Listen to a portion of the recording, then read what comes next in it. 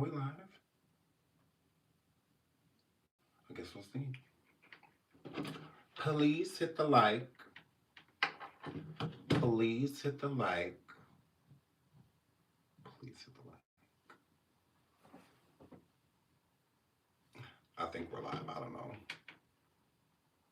Okay, it says okay. Boom. Okay, yes. Hello everyone. Good morning. Good morning.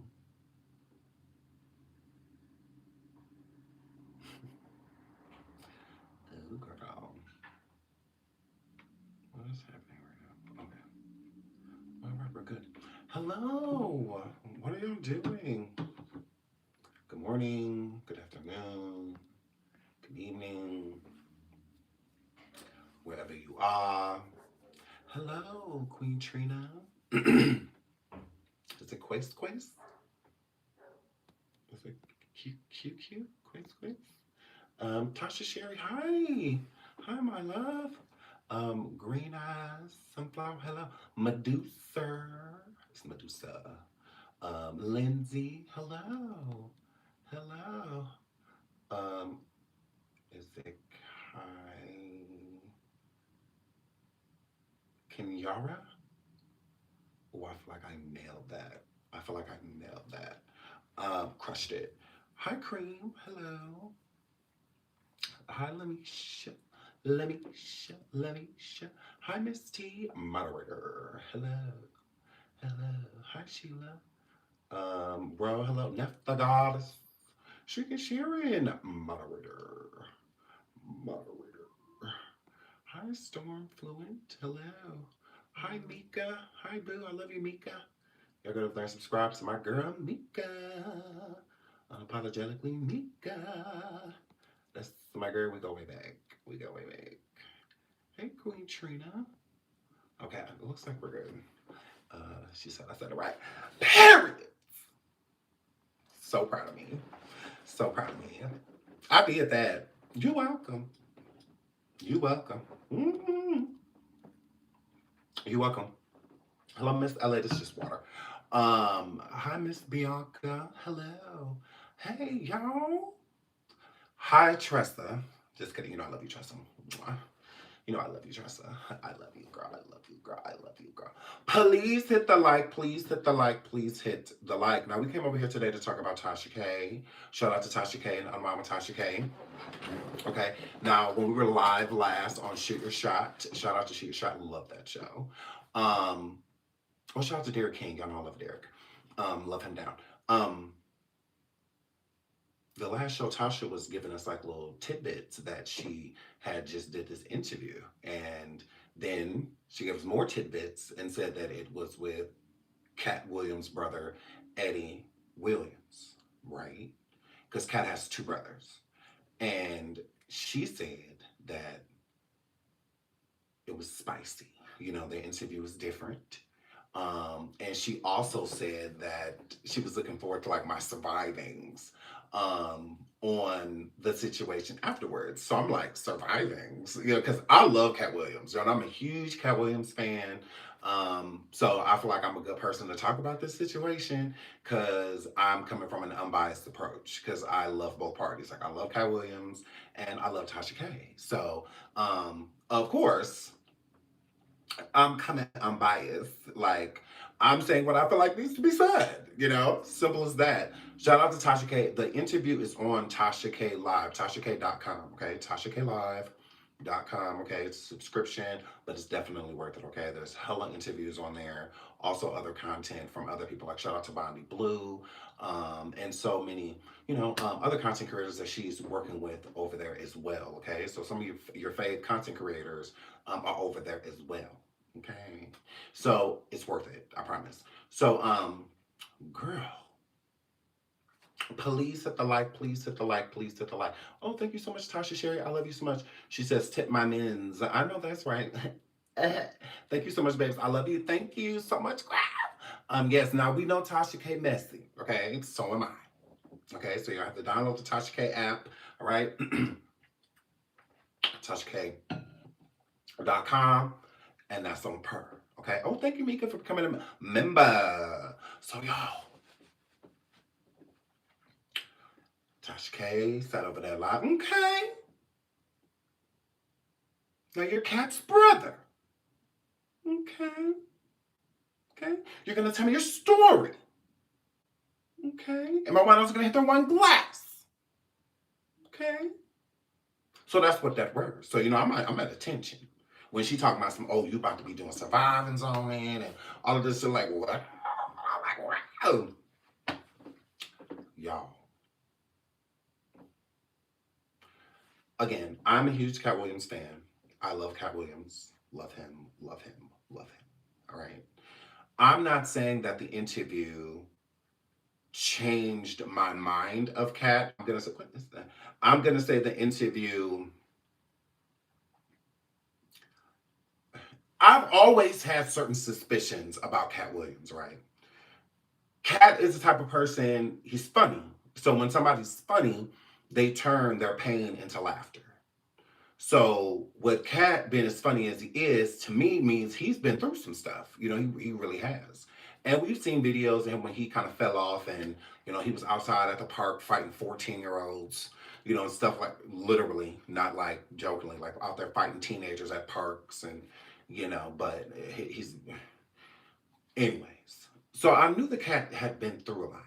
Now I've heard some of Katt's story before. He shared in some of his tours, like when he's done stand up and they're like behind the scenes. We get to hear about his background and whatnot, but he's never really went into detail about his background. So that led me to think that there's more to this story, right? Because he's always been vague and has riddled. It's always like a riddle when he's talking about his past, and he kind of like jumps past certain things. So that's what made me think like, because watching the Shannon Sharp interview, when it came to Katt talking about other people, I feel like Katt was being extremely honest. I feel like he wasn't just being blunt, but he was being honest. So when his opinion is asked of someone or something like that, when it came to Katt's life, I really didn't believe a word that Katt was saying besides the basics, meaning the things we know to be facts, like he's from Ohio and stuff like that. Because he always speaks of his life in riddles, and I'll play it if y'all want me to. I'll play the part where Katt talks about his life, and when he talks about his life, it's really hard to believe. Like it's like like he talks in cursive, backwards, forward, but it's like what it never truly like it nothing aligns. Like when Will Smith tells his story, or others that would tell like their come up, like this is where I was, and this is how I got to where I am now. It makes sense because it's always the same story. Where Katt things always kind of like change and whatnot. So it's like it gives it something that he don't want to talk about. It's something a sore topic talking about his background. So he kind of wiggles around it. Is how I've always felt. So I will say, listening to his brother, that it did fill in a lot of the pieces because we got to hear from another person's perspective of Katt's past. Now, a lot of things that his brother said, I believe that that is between him and his brother. I can't be like, oh, well, he's lying or I don't believe what he's saying. Again, a lot of us are going to come at this at a bias because we do really love Katt Williams. Like, Katt Williams is loved out here. He's a beloved individual. You're one of the legends that we still have that's still doing their thing. So I get it, but we've never really heard from anybody in Katt's life. We've never really done that. Are you empathizing with the Deshaun? First of all, I don't know Katt to be a predator. I don't. I don't know that. I don't know that. Again, with the information, when someone is coming forward with something, always consider who's more important to say this story to. Is it more important to say this story online, or is it more important to go sit down with the police department and try to file as many charges as you can, even if it's out of the statute of limitations, and try to get something done about what happened to you?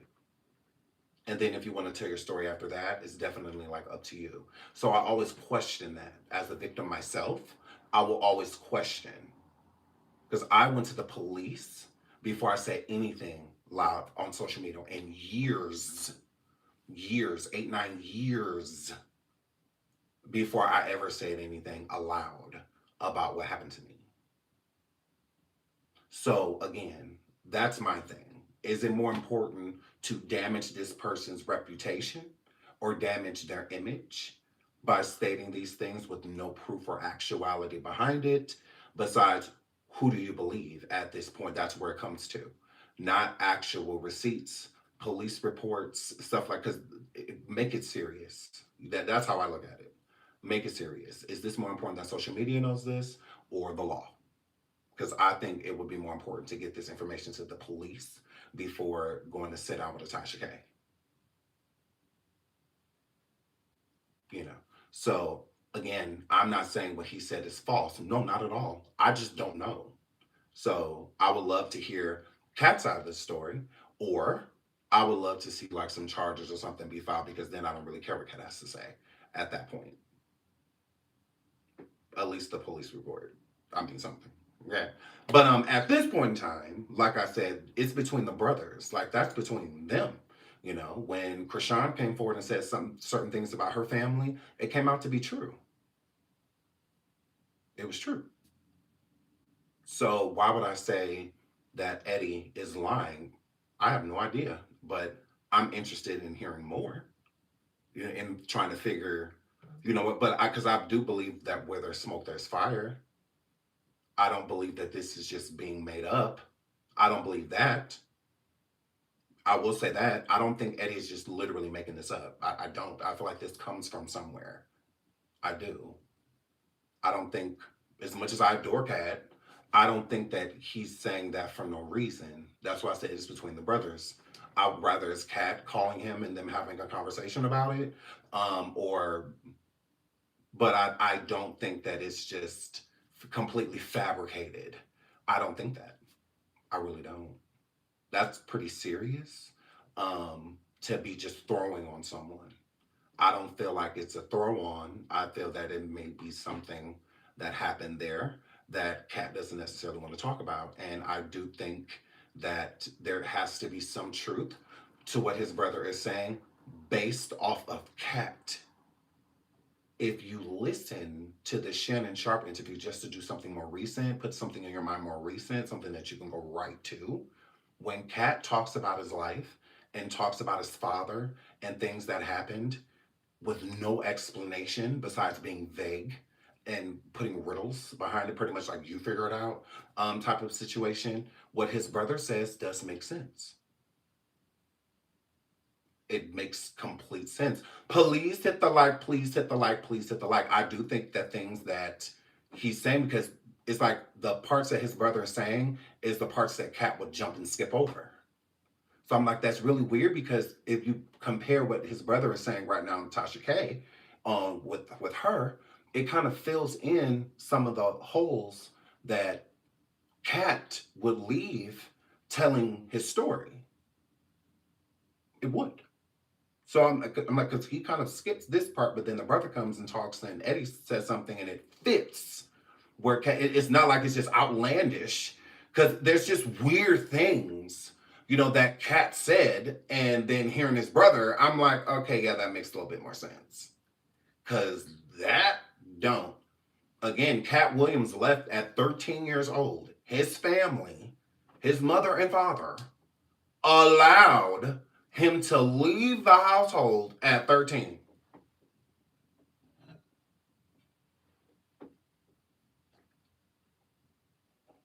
Like, didn't go look for him, didn't drag him back home, none of that.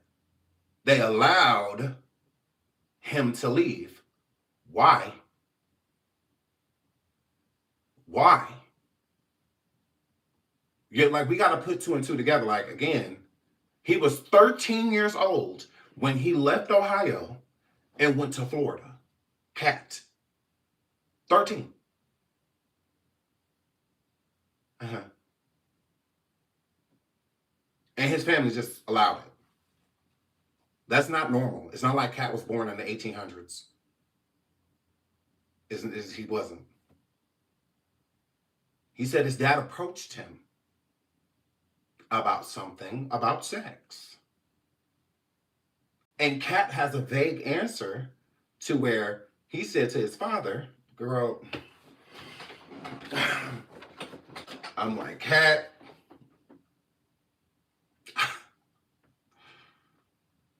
well, Eddie may be telling the truth. That's why I said I would be curious to hear what Katt has to say. Because what Eddie said was making sense. Now, sometimes, Eddie, I was a little lost. I was kind of like, Eddie, what the f is going on here? And then it was that part I was like, oh, okay, okay, uh-huh. That right there makes sense. So we're gonna get into all of that. So we're gonna get into a few clips from Tasha, and I'm going to play. No, I'm just gonna play um, Shannon Sharp's interview. Well, part of it of Katt as well, so you can hear Katt say out of his own mouth. Okay, I just don't understand a family letting you leave at 13. And Katt never really made sense of it besides his father saying that he felt that Katt was sexually active. And Katt said that he knew he wasn't. He said that his father told him that God told him that Katt was having sex. And Katt said he knew it. He was a virgin at the time. And that was it. So that's when he knew he had to leave. Okay. Do you mean you were a virgin with women?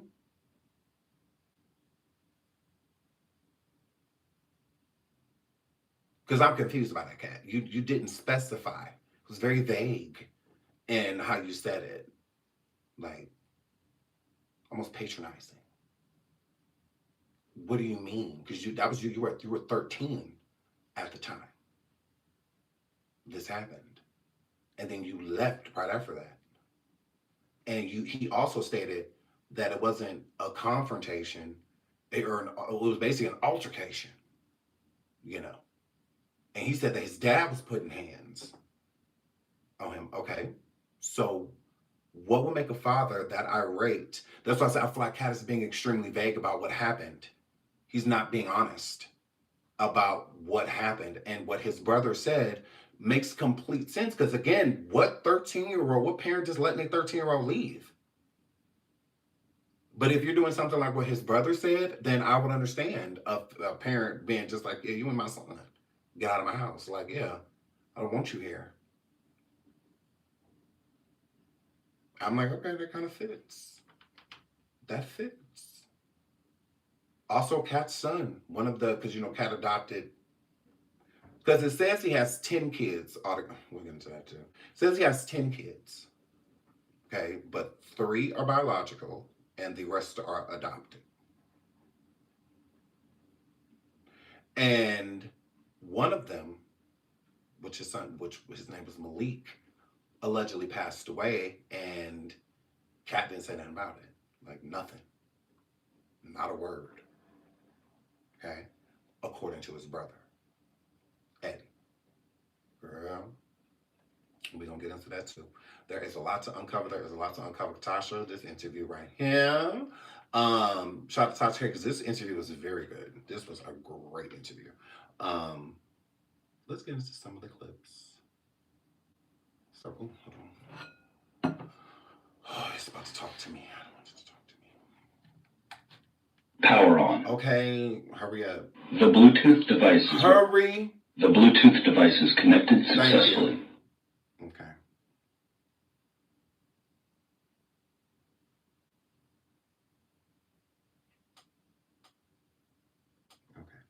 So there was a few things. Let's get into this one first. This is a clip from Tasha K. To your brother's house. What condition were the kids in? Kids were in. You got there out of prison. Kids. To your brother's house. What condition were the kids in? Kids were in. They were young. They were in good condition. They were still around the cousin, who was playing the mother role.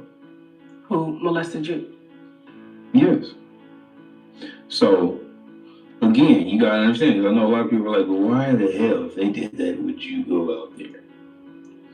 How long does it take to get closure? Did you ever get closure? I'm sitting here. I wouldn't be sitting here if I had any type of closure. What about those children? Like, they grown now. It don't matter now. That's why I'm popping out. Where was all them good-hearted celebrities then that watched all that going on? so you're saying that there's actually celebrities that know Come on. the trauma that happened to these kids that was under. Come on, man. Come on, man. Oh, Suge wasn't there? Suge Knight? Remember I was telling y'all about the little Girl, y'all hear hold all on. my videos. Now that's just one family member. I'm gonna give Sweet. y'all love. You got there out of Hold on. prick. Shout out to Tasha K. Hold on. There's more that I got. Hold on. I'm gonna show this one. Okay, right here. I'm gonna show this.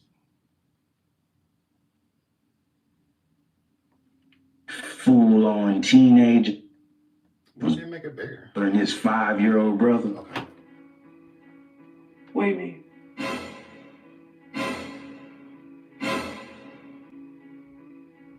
What are you saying? You also say in your story that you and your father had to come to an understanding. You say my father was abusive, whooping your ass. You had to leave home.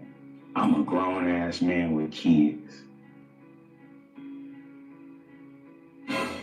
You, my older brother, same bedroom type shit. What would make a father beat the fuck out of a 13-year-old to the point that he decided he was going to leave home and he didn't want to come back? Not only did he not want to come back, he's going to make a narrative up that he's going to maintain for 30-some years. What could you have possibly done? Could it have been being concerned while a full-on teenager was bothering his 5-year-old brother? What do you mean?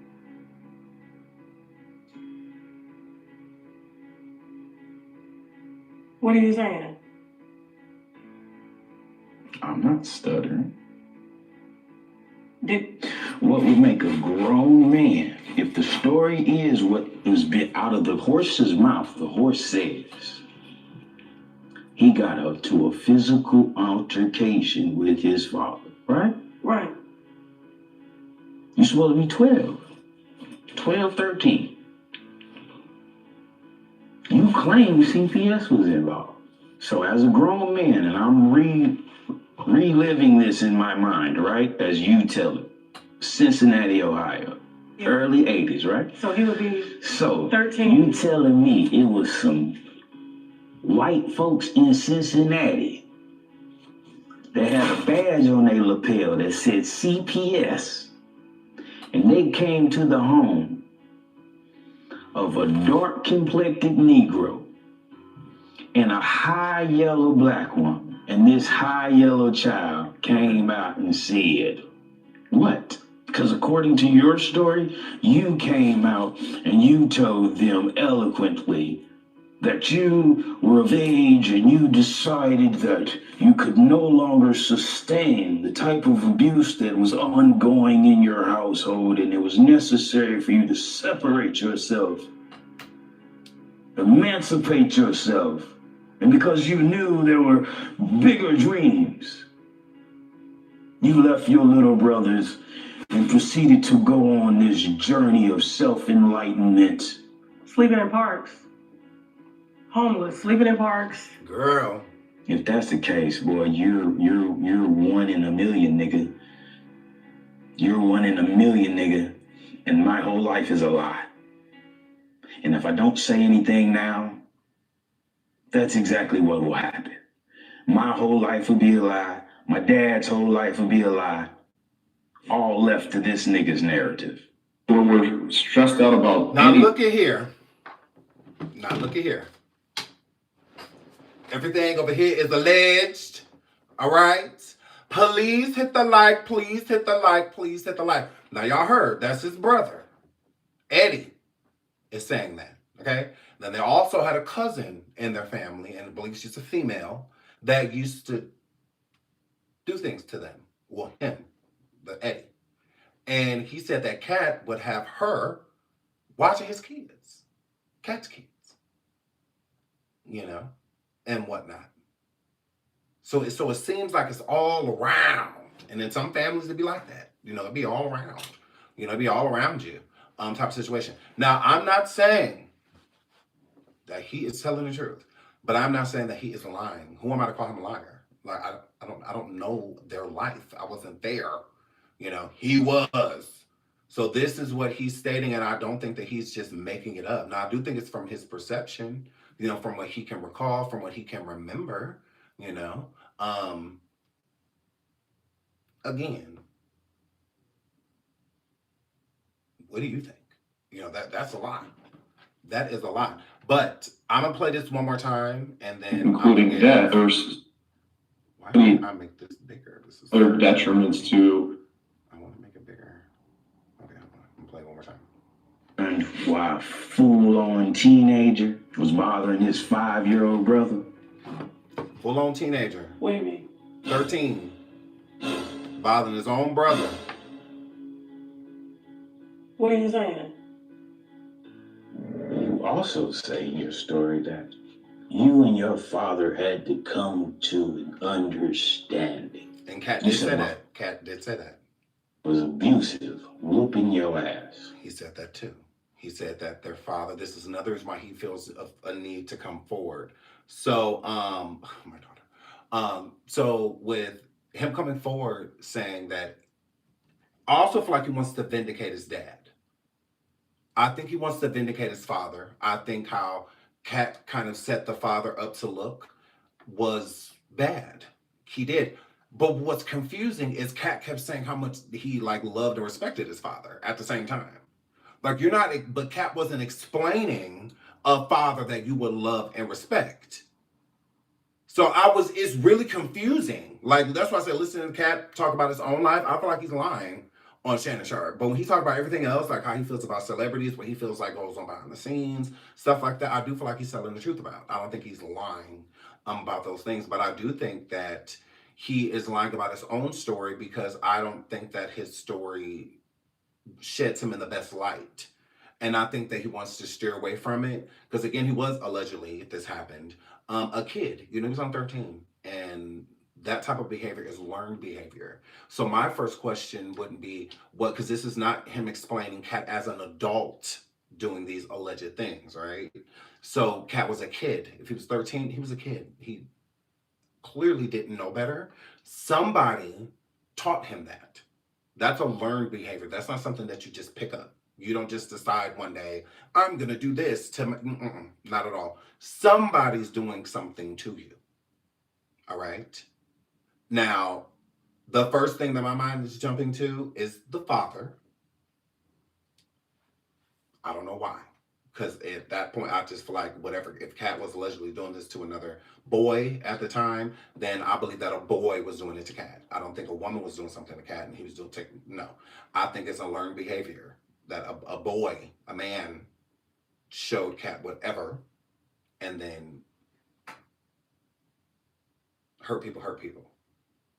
But if you don't know you're hurting people when you're doing something, because a lot of people that's being hurt don't even know that they're being hurt. Have no idea because they're oblivious to being introduced to something, and sometimes it's at such a young age, so it's just terrible, to where they don't even know what life is, what is nothing, and something's happening to them, and they can't really explain what it is, but it's a learned behavior, so now you're doing it yourself, and you have no idea that what you're doing is wrong. So, and again, this is an allegation of Katt being a 13-year-old. So let's not, Katt, grown man going, no, he didn't say Katt did anything to anybody as an adult. He did not say that. From the interview that I heard, this T is clocked from when they were kids, not grown arse men.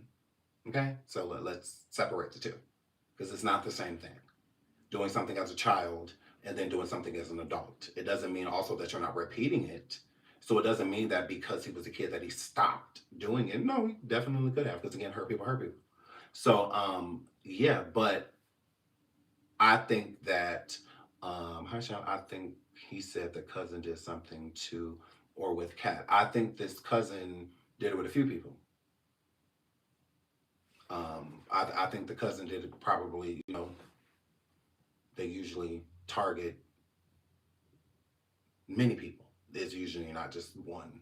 Um, so that I'm sure that it's possible that too. That's something, was she a child? That he didn't specify. He didn't specify if the cousin, the female cousin that was doing things to allegedly him and alluding Katt as well, um, how old she was. I'm assuming that she wasn't like too old. I do think that she were closer to their age, but older.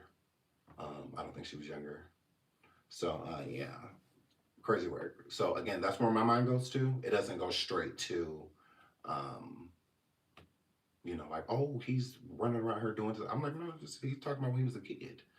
This happened. So let's keep listening. Had to leave home. I'm a grown ass man with kids. You, my older brother, same bedroom type shit. What would make a father beat the fuck out of a 13-year-old? And that is a good question because Katt does not explain that.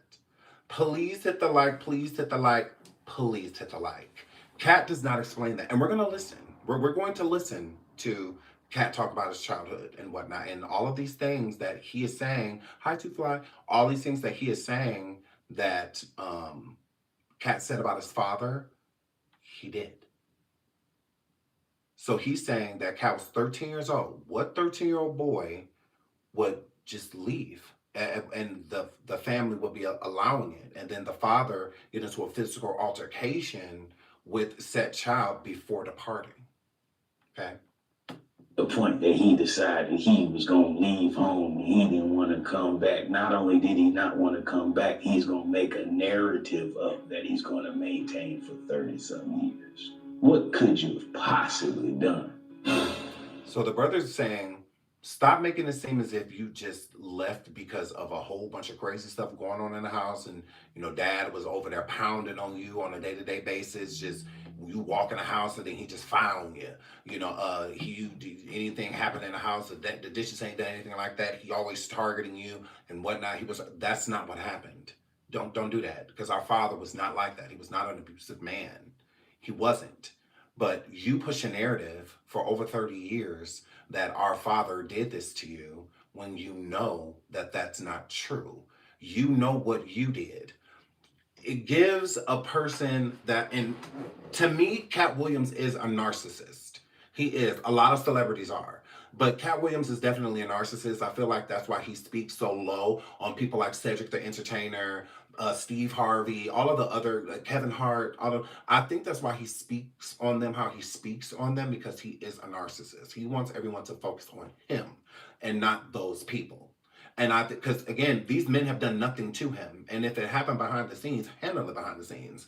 It's how I feel. Handle it behind the scenes. If they did something to you, handle it there. And then if you can't handle it there, if you need a bigger voice, then yeah, use your voice.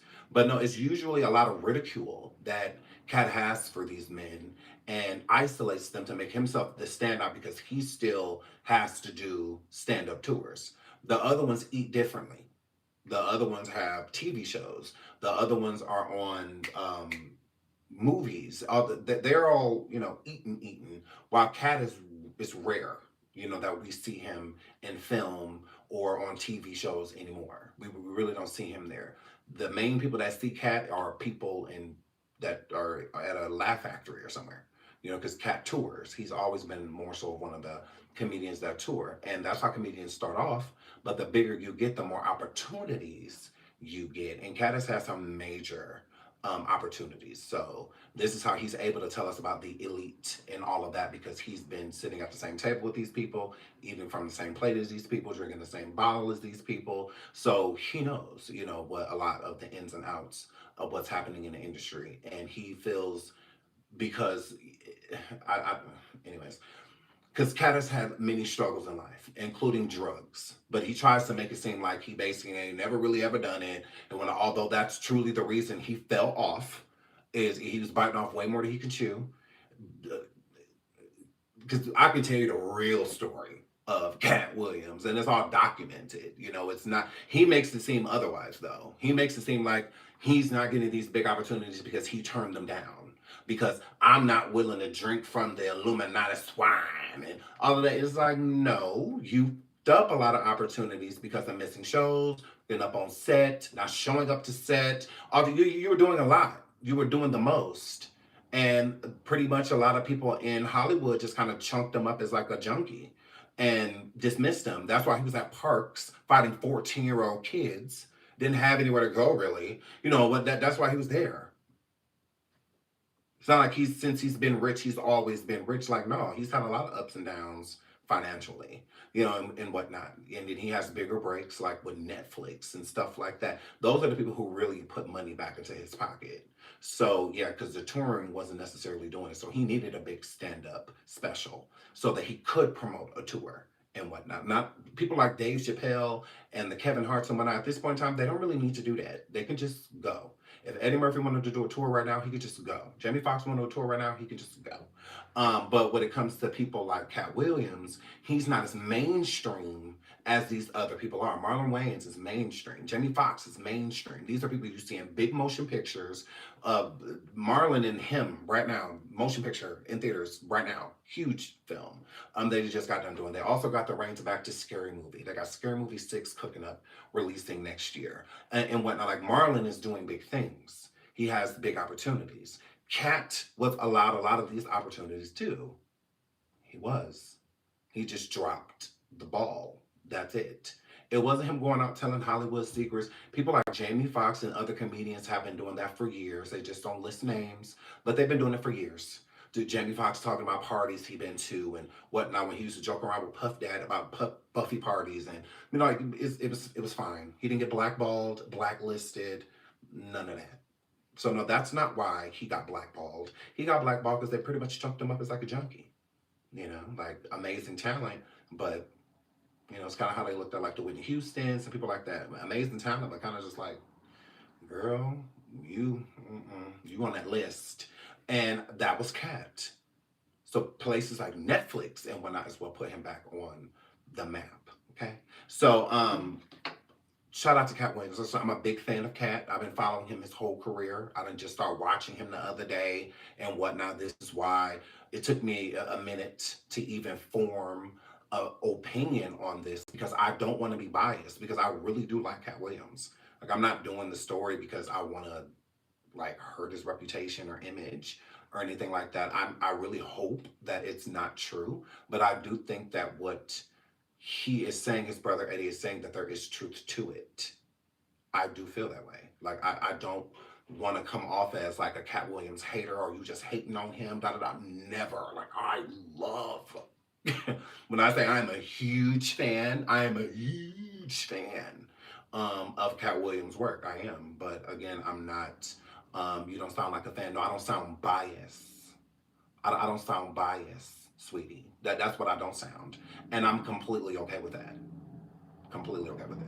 I'm not going to be biased. I'm not going to eliminate Eddie's feelings or Eddie's story because he's not famous like Katt Williams. Because I'm not a fan of Eddie. That's called bias. That's being biased. I'm not going to put a stereotype or to place Eddie as one of the clout chasers and whatnot because he's telling a story. He could have been telling the story. The story almost 30 years old. He could have been following Katt behind his whole, if he was so jealous of Katt or just wanted to destroy Katt, he could have been following Katt's whole career saying this. He didn't. He didn't. You know, so it's up to you whether you want to listen to the story or not, and whether you believe it or not. I'm not here to convince anybody of anything. I'm here to do commentary, and I'm going to listen to Katt's side, and I'm going to listen to his brother's side. I'm going to listen to both. You know, my girl. Hold on, is it? Could it have been being concerned while full-on teenager was bothering his 5-year-old brother? What do you mean?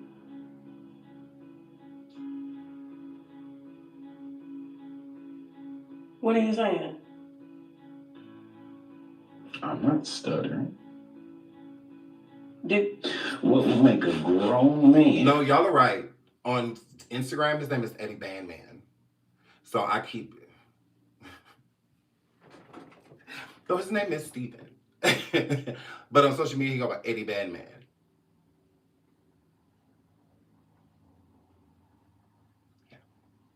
Story is what has been out of the horse's mouth. The horse said, Like Katt's name isn't Katt.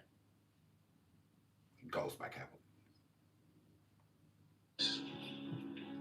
he got a He goes by Bandman for the last name because he's a bad man.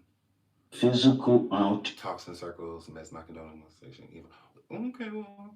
I think you should listen to the whole interview before you say that like he like talks in circles. Like a scene that way because you're just hearing clips. But I think you should listen to the whole interview and then decide. Right? right? You're supposed to be 12. 12, 13. You claim CPS was involved. Ooh. So as a grown man, and I'm Oops, sorry. reliving this in my mind, right? As you tell it. Cincinnati, Ohio. Early 80s, right? So he was Tokutut said, I heard the whole thing. What do you think from what you heard, Tok?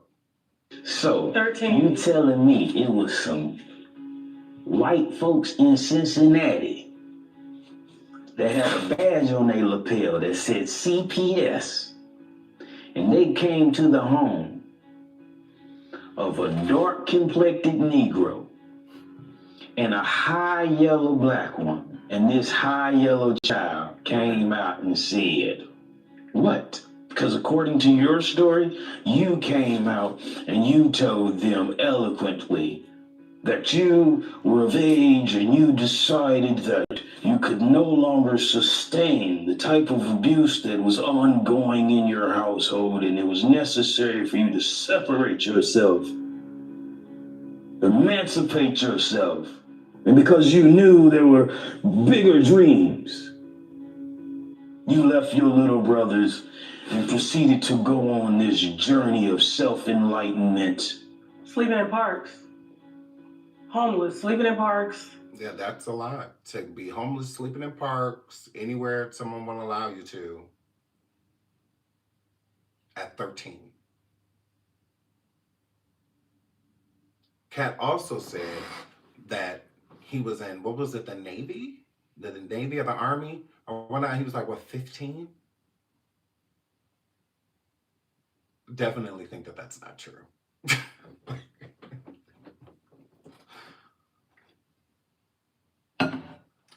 Definitely don't think that that's true. Katt also said that he was a genius, pretty much. You know, he loved to read, that he read book after book after book after book after book. I don't believe that either. I don't. If people that read a lot have a beautiful vocabulary. Beautiful vocabulary. He said he read the whole, what was it, the dictionary or encyclopedia? Something like that. One or the other. He said he would just read and read and read and read and read and read. I'm just like, yeah, I just don't believe that. Because people that do reading, like read often, there's going to be words that you stumble upon that you don't normally see. So like social media is really easy. Like it's not going to get too meticulous or anything like that. Like it's going to, get right to the point. But when you're reading a novel, there's going to be words that sometimes you have to go like look up to see what it means, and if you're so fluent with reading, why does your name have 2 T's and start with a K?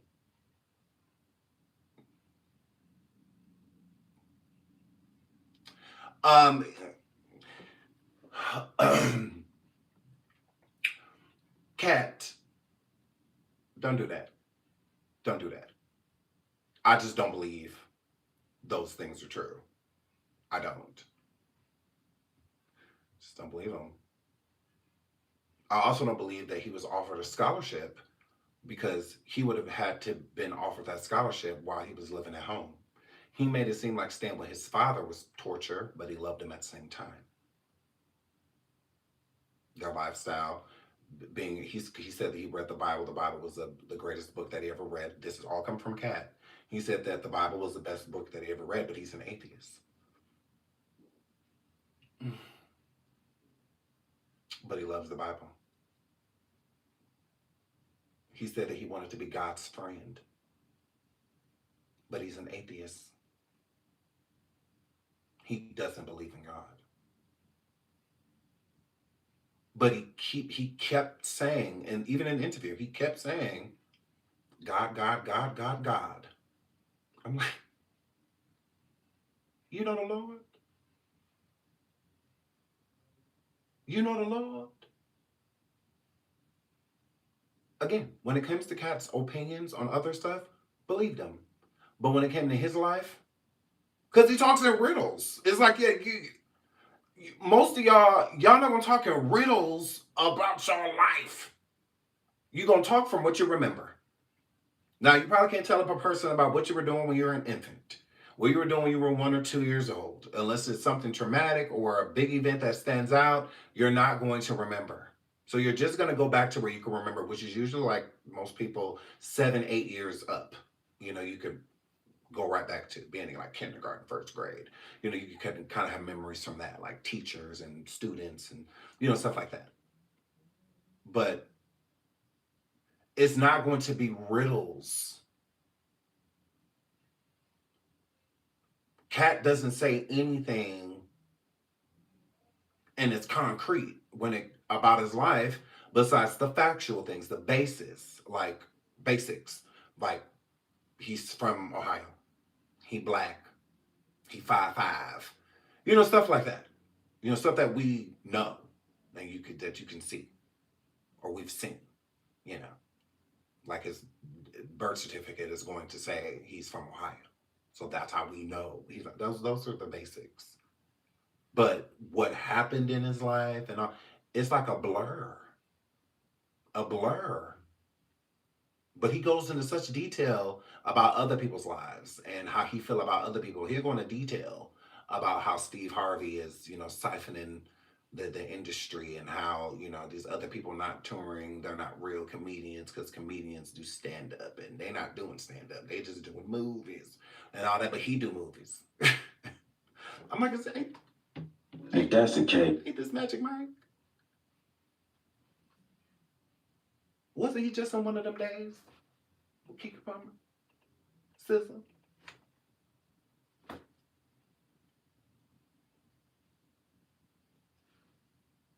Crazy work. Crazy work. The brother did verify Katt had an exceptional IQ and purposely flunked a test to anger his father. The rest was offered by the government and could have been given full ride through college. Yes, I do believe that Katt's not an idiot. I'm just not buying genius. I'm just not buying that. Mm-hmm. At 12 years old, I was offered a scholarship of $150,000, correct? And not only that, I was offered to see President Clinton, because Clinton was president at the time. I was going to get to meet him, and we were going to go across the seas to students. And we were going to basically teach them like English, and stuff like that. And it was going to be for 6 months. No, 3 months. 3 months. Mm-hmm. And we didn't go because September 11th happened. I'm not a genius. I'm just smart. I'm not a genius. I'm just smart. That's it. Mm-hmm. I can prove it. Correct. My family still talks about it to this day. I could call anybody right now, and they'll tell you the same thing. They'll be like, "Yep, he got a scholarship, $150K. He was 12, 13 years old. Mm-hmm. I was the best transfer student. That's how I got the award. We have moved 5 times in 1 year from three different states, and I remained on the A honor wherever we were moved. And that's normally hard for children when they move. If they decline in like grades and stuff like that because of change. Not everybody takes that well. I was exceptional at change, so exceptional that every school I went to, I remained on the honor roll, a student, every class. Correct. Mm-hmm. And I did that for 2 years straight. Yeah. And I remained on the honor roll until my junior year in high school. I'm not a genius. I'm not a genius. My daughter's very bright. She's been on the honor roll since the second grade. She's a junior right now, still on the honor roll. Right now. Play volleyball every year, all of that, like, very bright. But she's not a genius. We wouldn't live here. We would move to like Massachusetts or somewhere. But I'm not a genius. So it's the same thing with Katt. Being exceptional, being offered a scholarship, you're exceptional. It wasn't like MIT was knocking on his door. None of that. Mm-mm. No. I could have graduated at 14. Correct. For 2 years, I had college classes from 8 a.m. to 10. And then I would go take the city bus back to high school. I'm not a genius. Just exceptional.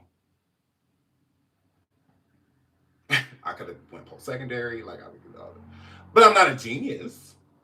Hello? I'm just exceptional. So that's what I have a higher IQ. You can tell. Look at my content. Go watch my survivings and whatnot. People label me many things. Oh, Sean, you could have been a great lawyer. You'd be a great lawyer. Oh, Sean, your journalism skills. You should be a journalist. You know, exceptional. That's all it is. Comprehension skills on point. So, but yeah, so it's the same thing with Katt. I do think Katt is smart, but he's no genius. I'm not about to lie to you and tell you that I've read books all the time. Did I enjoy reading? Yes. If it was something about fantasy especially, is what I love reading. I didn't like reading like literature books and stuff like no. I didn't do that for fun. I didn't just sit around and read the encyclopedia and the dictionary, and I didn't do none of that. I was not the spelling bee champ. No, I was not.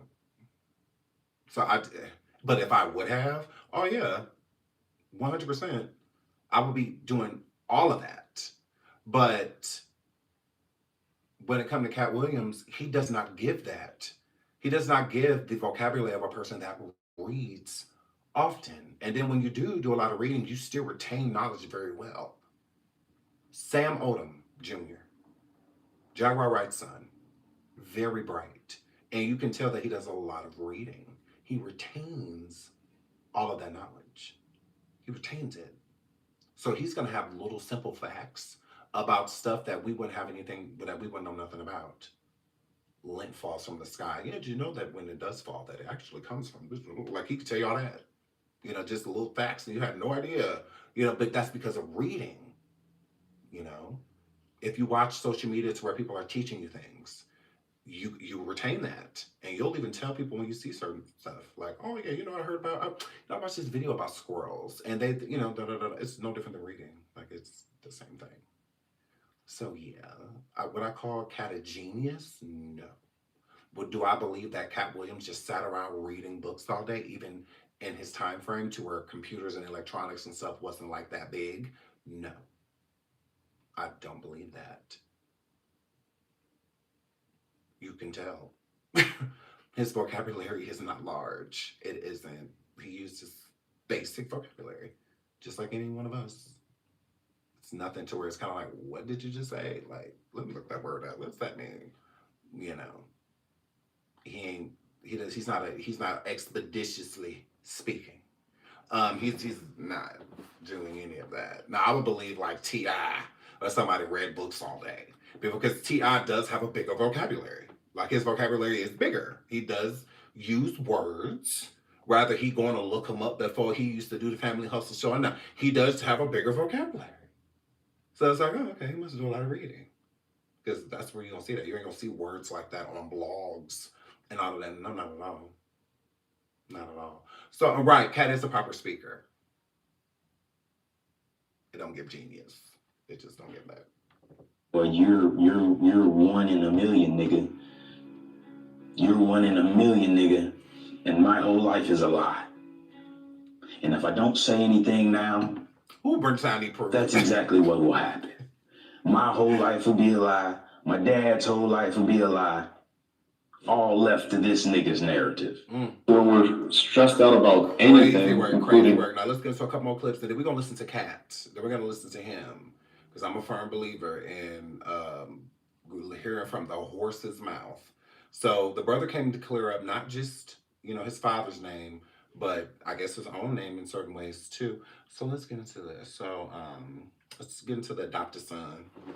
Right? Remember that first comedy special where he talked about that little boy, all those adopted kids, and he talked about that little boy that woke up every morning, "Hey, Daddy, can I have some cereal?" That even in his comedy, he said, "I felt bad when I took him to the doctor and they put him on Ritalin because he was just out." Right? You know that? What happened then? Tell us. We don't know. Nobody does. Nobody does. I'm his uncle. And I didn't know what happened. Now we're going to see why this silence thing is bothering me.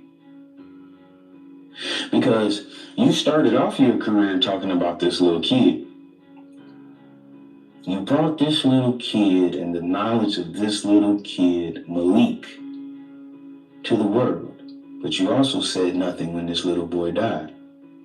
Now he said Malik died. Hold on. Let me show y'all Malik. Hold on. He said Malik died. And Katt, you ain't saying nothing about this boy dying? Katt. Now hold on. Because I'm sure our Katt talk about the little boy. Hold on. Where is it? Oh, you TikTok. This nigga is ready. This is what he was talking about. Son that's 7, his name Malik. This nigga run every goddamn day. That's what the fuck he do. You ain't gotta chase him. You ain't gotta train him. You ain't gotta put shorts on him. This nigga is ready every morning. Soon as his foot touch the goddamn ground, out the bed, shoot, that nigga's gone for the rest of the goddamn day. Shoot. You either see him like this or like that. That's your only 2 options. Shoot. Now he said Malik. On him. This nigga is got a son that's 7. His name Malik. This nigga run every goddamn day. That's what the fuck so that's he the do. older You comedy ain't gotta special. He chase says that him. he got a son named Malik. Okay. Now, Katt Brothers, Steven, aka Ada Bands, said that Malik passed away.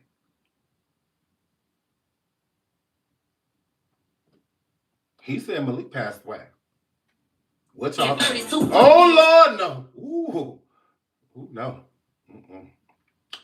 He said he passed away. Hold on, let me pull that back up. Now, y'all know who he's talking about. That's what he's referencing. Malik. Stay in the scope of his comedy, right? Remember that first comedy special where he talked about that little boy, all those adopted kids, and he talked about that little boy that woke up every morning. Right. Hey, Remember he said he died at Let's 15. Hold up. This is what I found. I found multiple stories. Hold on.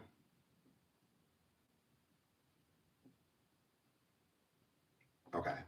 So when I looked online, it says there's no evidence that suggests Katt Williams' adopted son Malik is deceased. Okay. But there was some breakdowns. Okay. So here's my breakdown.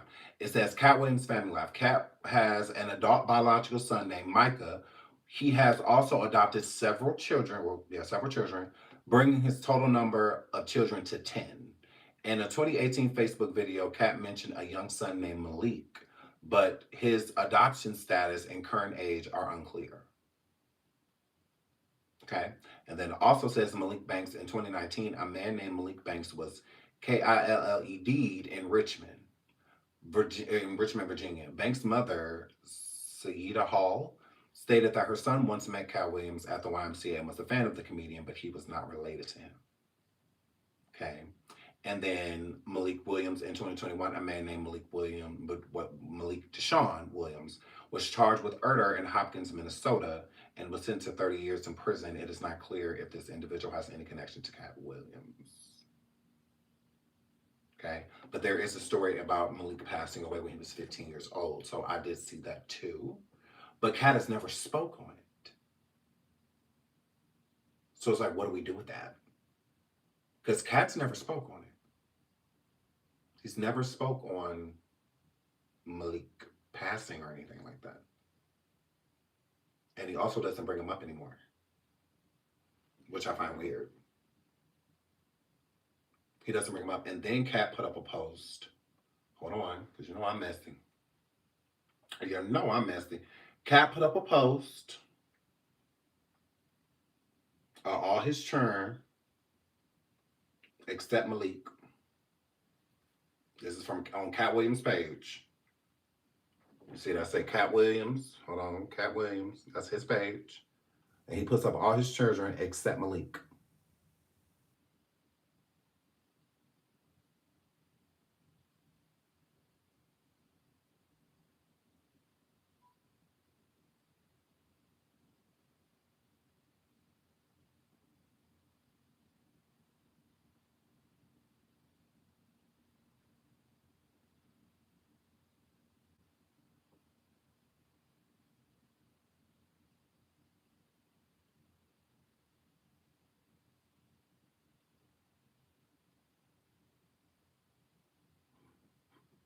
Everybody but Malik.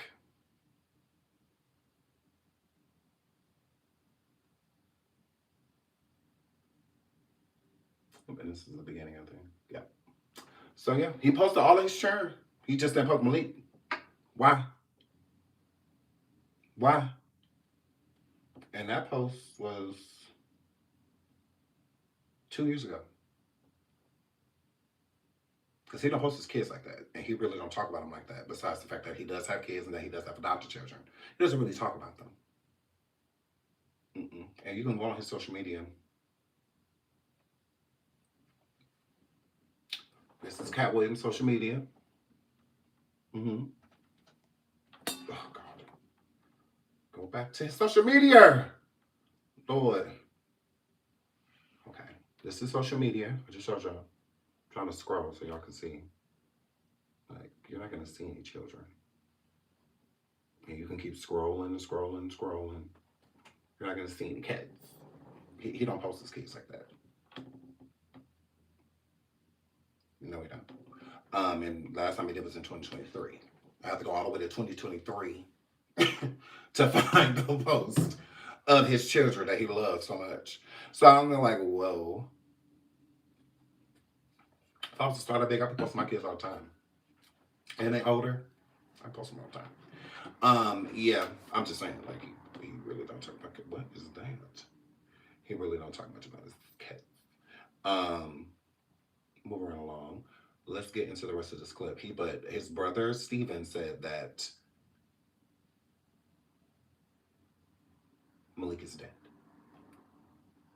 Remember that first comedy special? Let's stay in the scope of his comedy, right? Remember that first comedy special where he talked about that little boy, all those adopted kids, and he talked about that little boy that woke up every morning, hey, Daddy, can I have some cereal? That even in his comedy, he said, I felt bad when I went took him to the doctor and they put him on Ritalin because he was just out, right? You know that? What happened there? You tell us. I don't remember. Nobody does. Nobody does. I'm his uncle.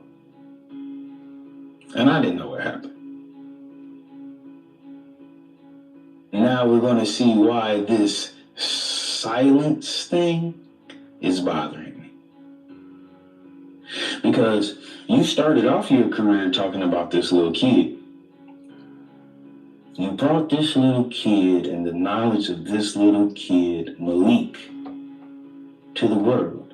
But you also said nothing when this little boy died. You said nothing. Just like Mr. Carroll being dead, and you said nothing.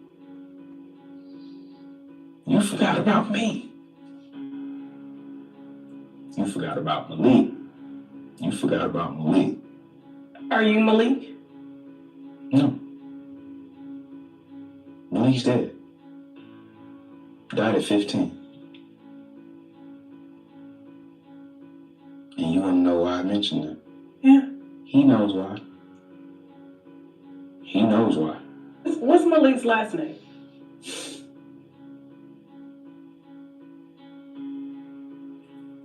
Are you? I'm gonna give you that answer, right? Okay. But he ain't moved fast enough, so punishment must come. How do you verify the true last name of an adopted child? And is it harder to verify that child's information and identity if he's been adopted twice? Yeah, you can. It's hard to find, kind of where they came from, who they are. It's even crazier when they die under the care of a state institution. If you are a rich and powerful person, and in the beginning of your career you acknowledge that Now you hold have on, someone. hold on. When he say this part about Malik allegedly passing away at 15 inside of a mental hospital, remember, Katt said that the boy was wired, right? He said pretty much as soon as he got out the bed, phew, type of situation. So it may have been something, there may have been an offset with Malik. Okay. So he said that Malik passed away at 15 in like a hospital setting in the state's care. So it sounds like he's saying that Katt pretty much, once he really got up there making money and whatnot, kind of just like abandoned him by like putting him in a hospital and just going on about his life. So he didn't have to deal with him anymore. So that Katt didn't have to deal with him anymore. Because that's what I'm getting from it. What are you guys getting from it, ladies and gentlemen? What are you getting from it? Because that's what I'm getting. I'm getting Tip West. I love you, Tip West. I'm getting that. I'm gonna rewind that part. Hold on. Y'all get to watch the whole thing. Tasha K Live. Download the app. Tasha K Live. Are you Malik? No. Malik's dead. Died at 15. And you wanna know why I mentioned that? Yeah. He knows why. He knows why. What's Malik's last name?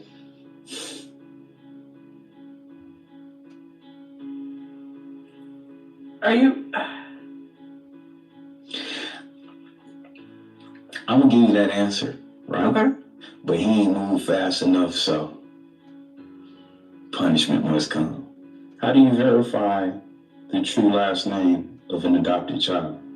And is it harder to verify that child's information and identity if he's been adopted twice? Yeah, you can. It's hard to find, kind of where they came from, who they are. It's even crazier when they die under the care of a state institution. If you are a rich and powerful person, and in the beginning of your career you acknowledge that you have someone under your care who's special needs. Without your money, you would think those special needs would maintain for an extended period of time, especially with someone you claim is your child. He says he has 3 biological kids and 7 adopted kids. So Malik was one of his adopted kids. And Malik is dead. With no records. The only records he has is the records because he's been adopted by your brother, obviously. And names are changed. Remember I was telling y'all about the lubricant y'all here on. So basically, us going to look for the name Malik, we're not going to find him because he's saying that when Malik got adopted, that his name changed, which it's normal. When people are saying that he is looking for money, you are entitled to your opinion. Tasha K doesn't pay. She doesn't pay her guest. Okay. Now she might fly you out, pay for your hotel and stuff like that, but she's not gonna pay you, to come and talk. She don't do that. So if he is looking for money, and then if you're trying to hustle, hi Robin, love you Robin, I love you so much, sweetheart. If you are trying to hustle, if he is trying to hustle Katt out of some money, then you got to do that before the interview.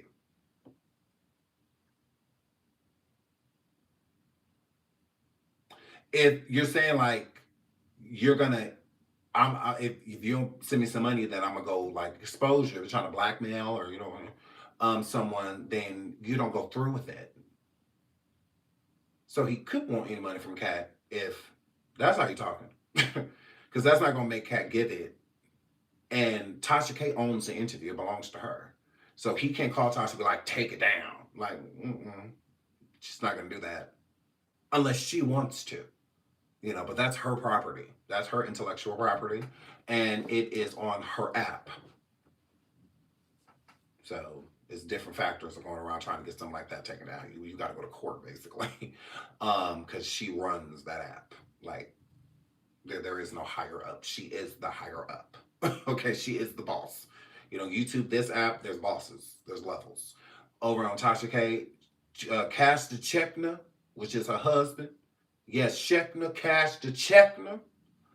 Jasmine, who I call Jazzy Faddis, my girl. Or Unwind herself. Those are the levels. Good luck. Good luck. Because you're going to need it. Okay? Shekna, Cash the Chekna, don't play. Okay? Now, you may be able to get through to Tasha. You just might, because she got a little piece of a heart. But Chekna, Cash the Chekna,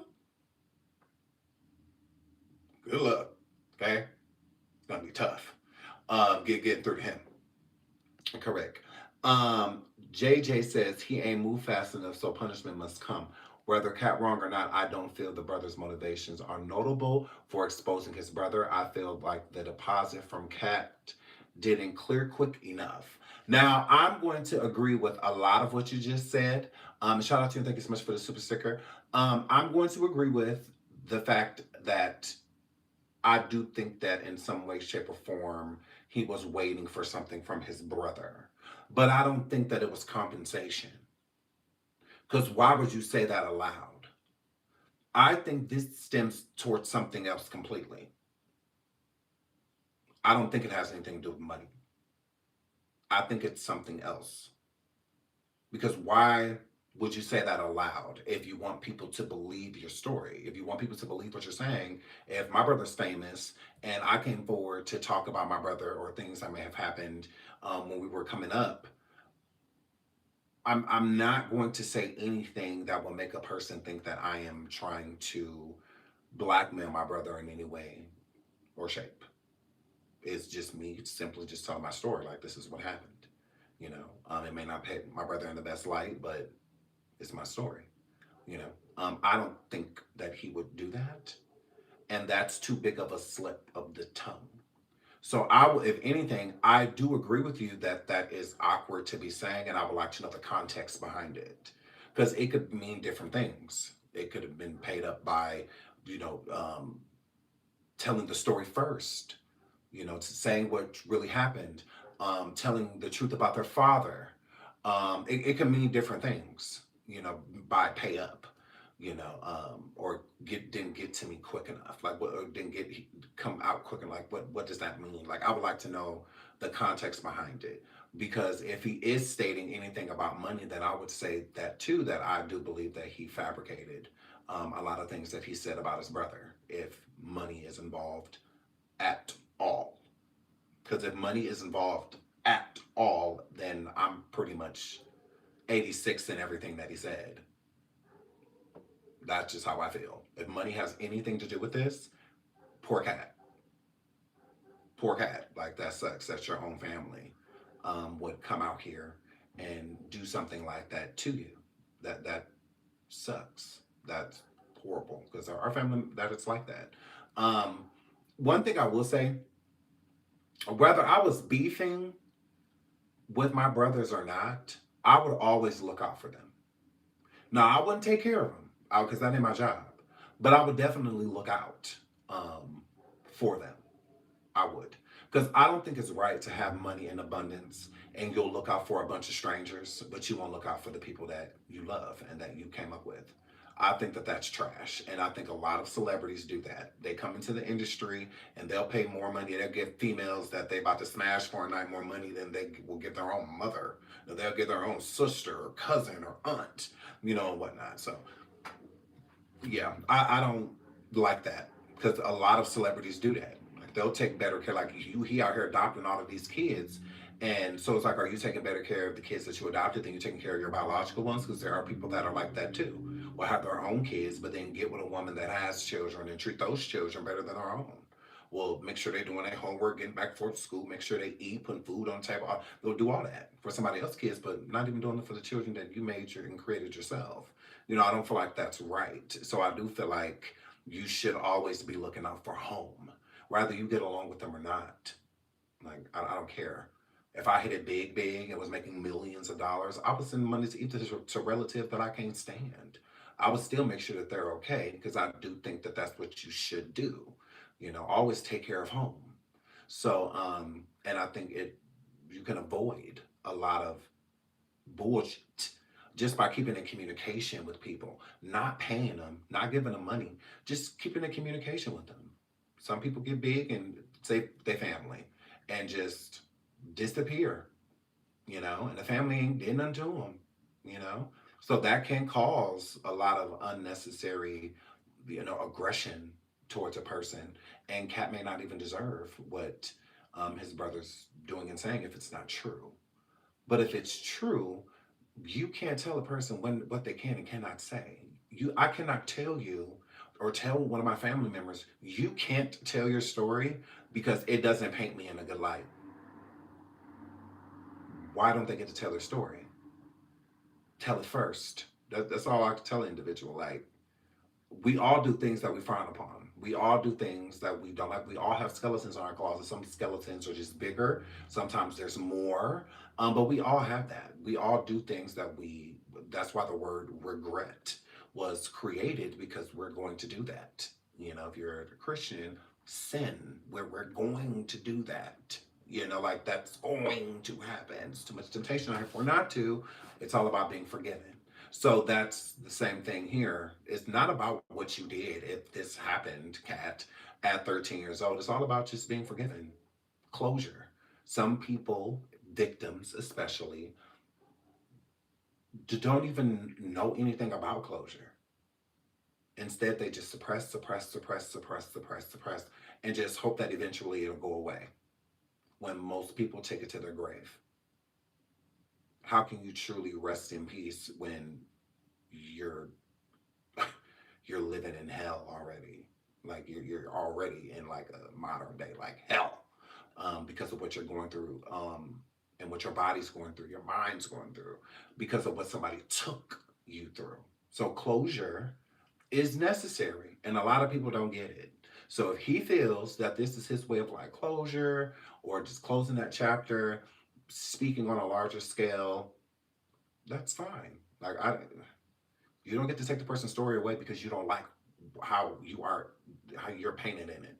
If I used to bully people, I may not want them going around telling that story. I may not, because it's not going to paint me in a good light. It's not. It's not going to make me look good. So I would rather them just shut the fuck up. And I think it's the same thing with Kat. If this is true, it's not something that you will want, you know, people talking about. But if you come to peace with it yourself and gain closure yourself, then you won't care. Then it's just not a big deal, because it's just like, yeah, that is something stupid that happened when I was a kid. I learned from it, and then you could say, because because this type of stuff, again, if this did happen, it kind of forces Kat to tell a story that he may not be ready to tell. Because if Kat is blocking out the majority of his childhood or parts of his childhood or when he was a teenager, then that means there's something that he's not dealing with. There's something that he has not fully come to terms with or had closure with. So if something happened to Kat, if somebody was doing something to him, this could be a force play to where the only way to explain what he did is to explain what somebody did to him. So it kind of forces a person to come forward, and they may not be ready. So I don't think that in that regard that would be fair if this is true. I don't think that's fair on Steven's behalf to come forward and force his brother basically, to speak on things that he may not be ready to talk about. And this is why a lot of people don't come forward with these stories, because they just simply aren't believed. And it's the way, the tone that is coming out. Because instead of listening to Stephen's story, a lot of people are going to automatically draw to, you're doing this for clout. You're doing this for money. You're doing, when he could just simply be a victim. And this is what happened to him. But we're not even taking any of that into consideration because we are being biased. And being biased says, I love Katt Williams, you're lying. That's bias. Because what proof do you have that he didn't do anything? You don't. Okay, what proof do we have that he did do something? We necessarily don't. So that's why I said, like after I said at the beginning of this live, it's between the brothers. I do think Katt should speak and say something about this interview, 100%. And not because of his reputation, because this is your family. This is your family. Your family is going to be given credibility even if they're lying. So it's important to say something, to take your narrative, not control the narrative. No, take your narrative. Can nobody tell your story? It's your story. You know, it belongs to Katt. So Katt has his side. You know, it's not just what Stephen says, Bible. No. I don't think it's cool to just persecute Katt right out the gate, and just we have not heard from him. This happened when Katt was allegedly 13 years old. So we're not speaking on what he did as a 40-year-old or what he did as a 30-year-old. Like, I think that's why it needs to be handled delicately, because if this did happen, he was 13, and it's a high probability that someone did something to him. That is a learned behavior. It's not something you stumble upon and just decide one day that you're going to do something to your own sibling. Not at all. He also explained that they had a cousin, a female cousin in the family that was having her way with them. So again, Katt may not be ready to talk about all that stuff. He may have no interest in talking about it, and it's not fair that he should have to talk about something that traumatic, because it gives that. Even in Katt's interviews, he skips over a lot of things and riddles a lot of things, because a lot of straight men, over masculine men, view being sexually assaulted as them giving consent, and they're not. So instead of being what they are, a victim, they're worried about labels and people labeling them as gay and things like that because a man violated them. So they're so concerned about what that looks like and what people are going to say to them. You know, oh, you got it up the butt, or you let it do da da da da da. Like that, people would just, and that could, and the furthest thing happened. It could be something completely different that happened, but people's minds are going to go somewhere else. So a lot of men, especially Black ones, they steer away from the victim role. A lot of men don't feel like they can be victims. You know, there's no way of being, although it's a violation, like you know you were violated, you know, but you're so afraid of being judged and you're innocent. The innocent aren't judged. But you can't get that through their head because they have all these stereotypes that they live by and this over masculinity, you know, and whatnot. So it's, and that they turn that and it harbors into anger. They get angry. Things like that, conversations like that, and make them angry. They want to get as far away from it as possible. It turns them even homophobic, a lot of them, to where they will hate gay people because of what a man did to them, because a man violated them. So since a man violated them, they hate anything to do with anything gay. Hate it. Because they feel like gay people are that, and it's not. It was that person was that, not, you know. It's not like that. But it's hard to get them to understand because of the over masculinity. It's like, it's toxic to where you can't even get with the fact of what happened to you should not have happened. It was not your fault. You didn't do anything to make it happen. You didn't do anything to entice it. You didn't do anything to lead that person on to think that that's what you wanted to happen. You didn't do nothing. You did nothing. You are an innocent and you are placed in a horrible situation. That's what happened. That is it. Nothing else. That is what happened. And the person that did this to you should pay for it. They should. It's not that victims don't want the person that did it to them to pay. They're afraid of what that looks like for them. So you go to jail for touching me, then everybody gonna look at me as, they have this sympathy party for me, and like they just don't like even that. They don't even want that. They don't even want sympathy. They don't want you to empathize. They don't want none of that. That's that toxic masculinity. And I do think that Katt is one of those people, to where his masculinity is toxic. To where he doesn't want anything doing anything gay. It will make sense if something happened to him. That's where that derives from. So yeah, I think that it isn't fair, if this story is true, that Stephen is forcing Katt's hand in a way, to talk about something that he just may not be ready for. So it's very unfortunate, if we are going to choose to believe what Stephen is saying. And I do believe some of the things that Stephen is saying. Some things I think need to be explained more. And yeah, it's unfortunate. He seems to know so much. When he adopted the son, when the son died, why not call the police or call to do an interview then? The son allegedly passed away in a hospital setting. So there would be no need to call the police. He didn't like pass away like the house or something with Katt, and that wasn't that.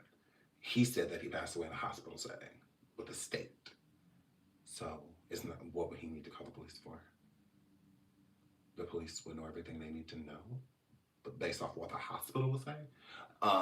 Yeah, but if his cousin, shout out to Toke, she says, yeah, but if he and his cousin that to his little brother, that's not right either. 14 is old enough to know better. I agree. I do think that 13 is old enough to know better. But I also feel like, being that young and naive and not fully knowing what's going on, Katt said out of his own mouth that he was a virgin. So when you are doing certain things and you don't understand them, because things have to be explained to you in order to know what's going on. When a person is being essayed, 9 times out of 10, the body kind of signals to you that something is wrong. But you don't know.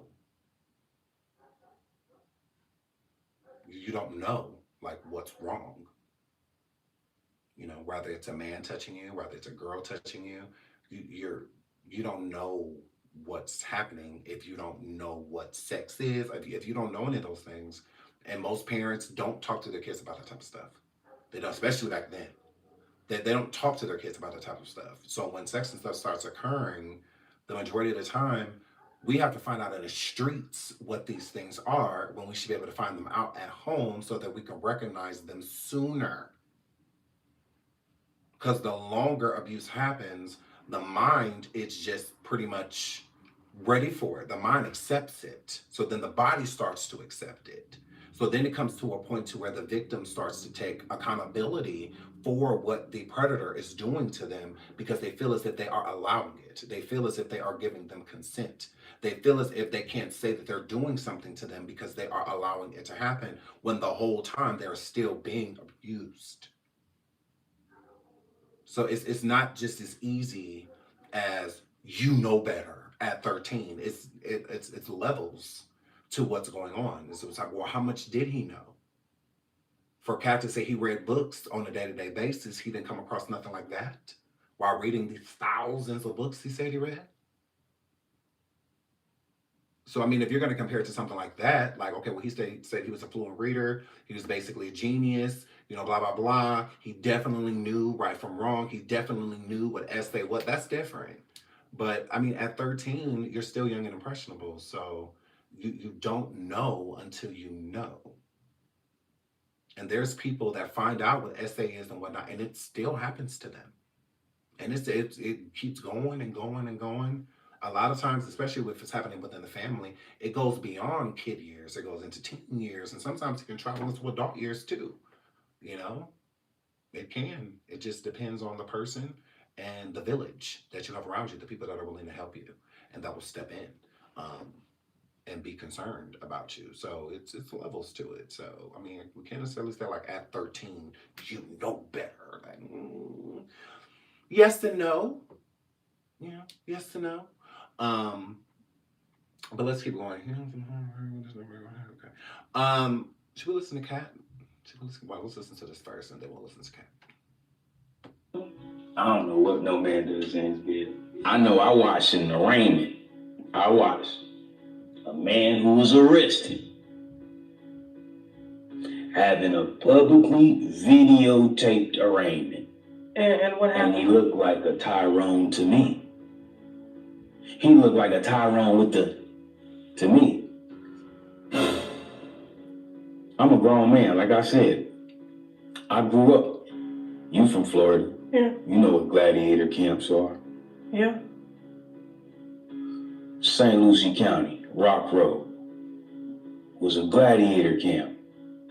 17 years old, you locked up with grown men. And they would fuck the kids. Get it how you live.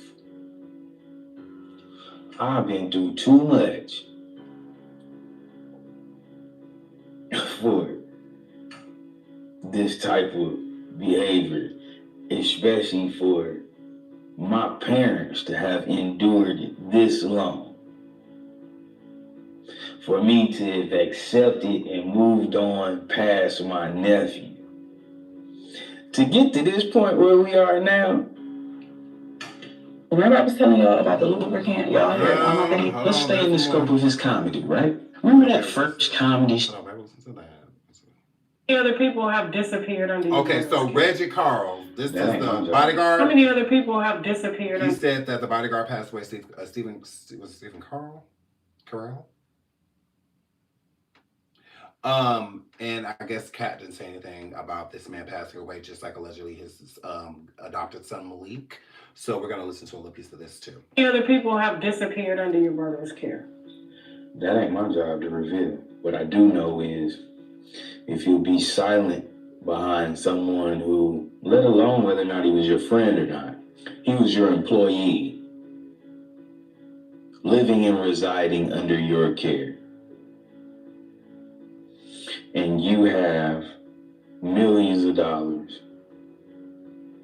and multiple layers of responsibility that come with that. And you said nothing. That speaks volumes. The fact that you spoke nothing, and there is another scenario that includes someone's death, especially in a way in which you can do what you do best, which is keep your hands clean. It's not my job to investigate that. There is a department and a division of people whose job is specifically to investigate that. Okay. Remember I was telling y'all about the lubricant y'all heard on my thing? Now let's go to Katt Williams when he spoke on Shannon Sharp. To your upbringing, born in Cincinnati, Ohio, raised in Dayton, Ohio. What was Katt Williams' upbringing like? Your parents were Jehovah's Witness. You were a prodigy. You were brilliant. You talked to me that you got accepted to college at 7 years of age. You could read fluently at 3 years of age. So having that kind of knowledge, having that kind of... He what? A prodigy. You were brilliant. You talked to me that you got accepted to college at 7 years of age. You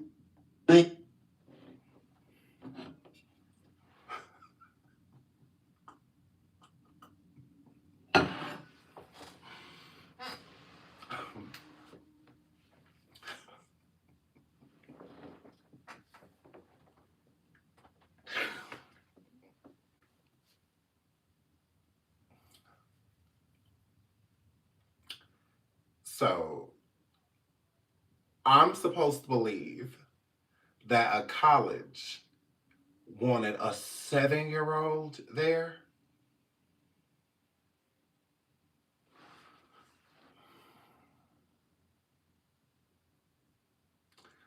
I'm supposed to believe at 7 years old, a college wanted Katt Williams.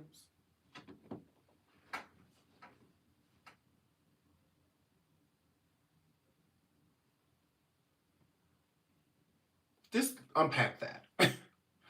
Please hit the like. Please hit the like. Almost 500 likes. Thank y'all so much. We have over 600 people in the building, almost 700 people in the building. Please continue to double tap that screen. Thank y'all so much. And thank you so much for all the super stickers and super chats. Now y'all are so wonderful. Thank y'all so much. I'm supposed to believe that a 7-year-old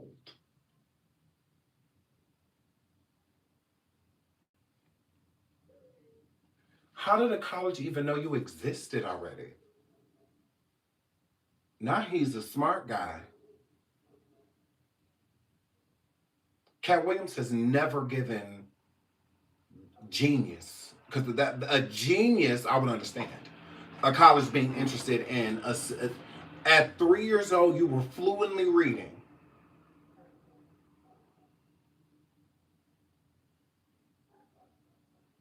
That's not what he said. What did he say? The upbringing. Born in Cincinnati, Ohio, raised in Dayton, Ohio. What was Katt Williams' upbringing like? Your parents were Jehovah's Witnesses. Get to your upbringing. Born in Cincinnati, Ohio, raised in Dayton, Ohio. What was Katt Williams' upbringing like? Your parents were Jehovah's Witnesses. You were a prodigy. You were brilliant. You talked to me that you got accepted to college at 7 years of age. You could read.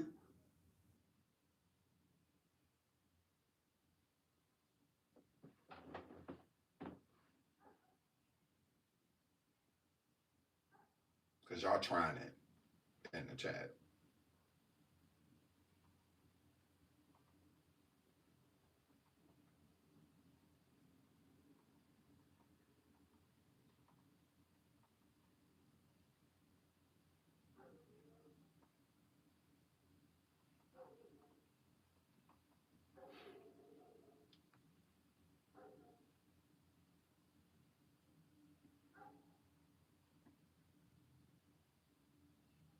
Okay.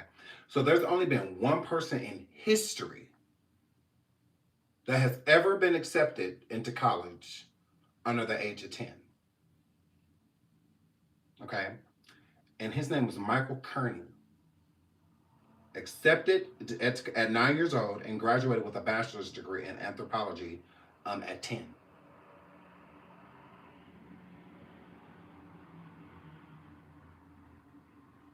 So if you were 7 years old, accepted into college, it would be documented even if you didn't go. Even if you didn't go, it would still be documented.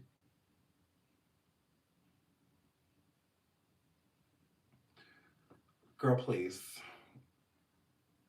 Please. If he was that bright, it would have shown on many other levels. If you were that bright at 13 years old, think about the resources that a person can get at 13. Being extremely bright. You were sleeping at parks.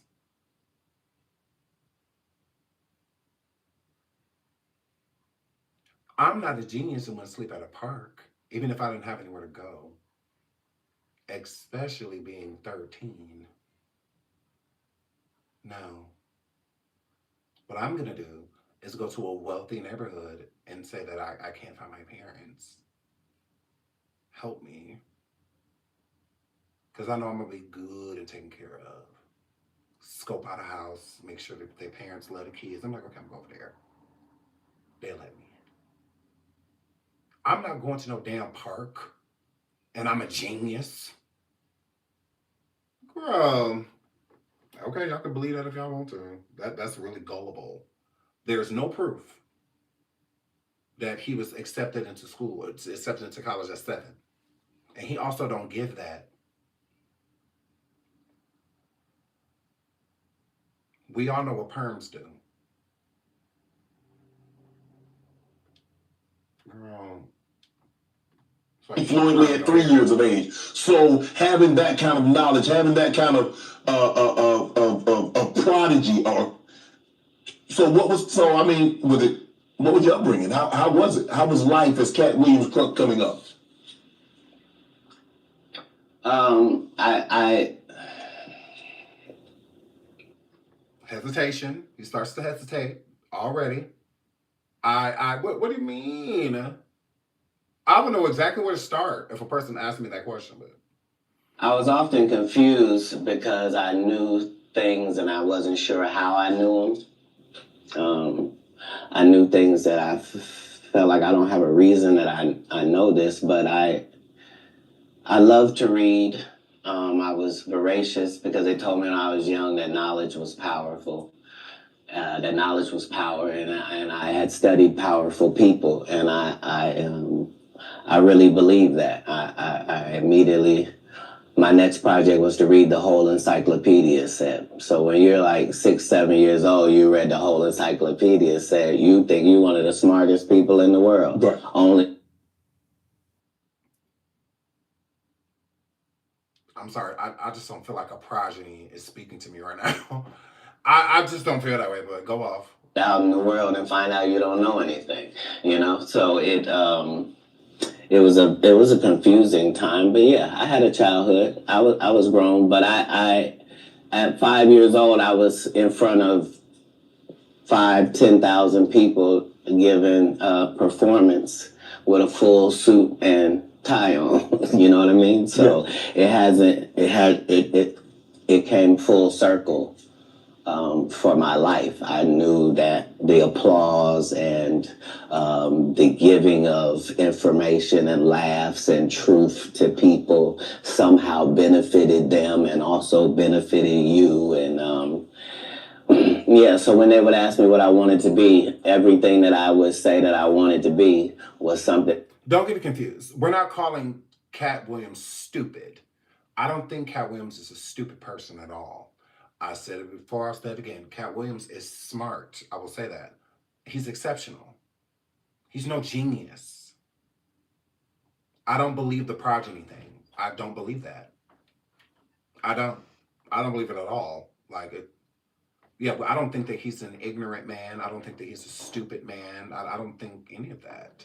I just don't think that he's a progeny. I don't think that he got accepted into college at 7 years old. I'm not saying it's impossible. I'm saying he did not do that. No, he did not. It doesn't make any sense. If you're this smart and you're being offered all of these opportunities, you don't want to live at home, why go be homeless? Why not go to college?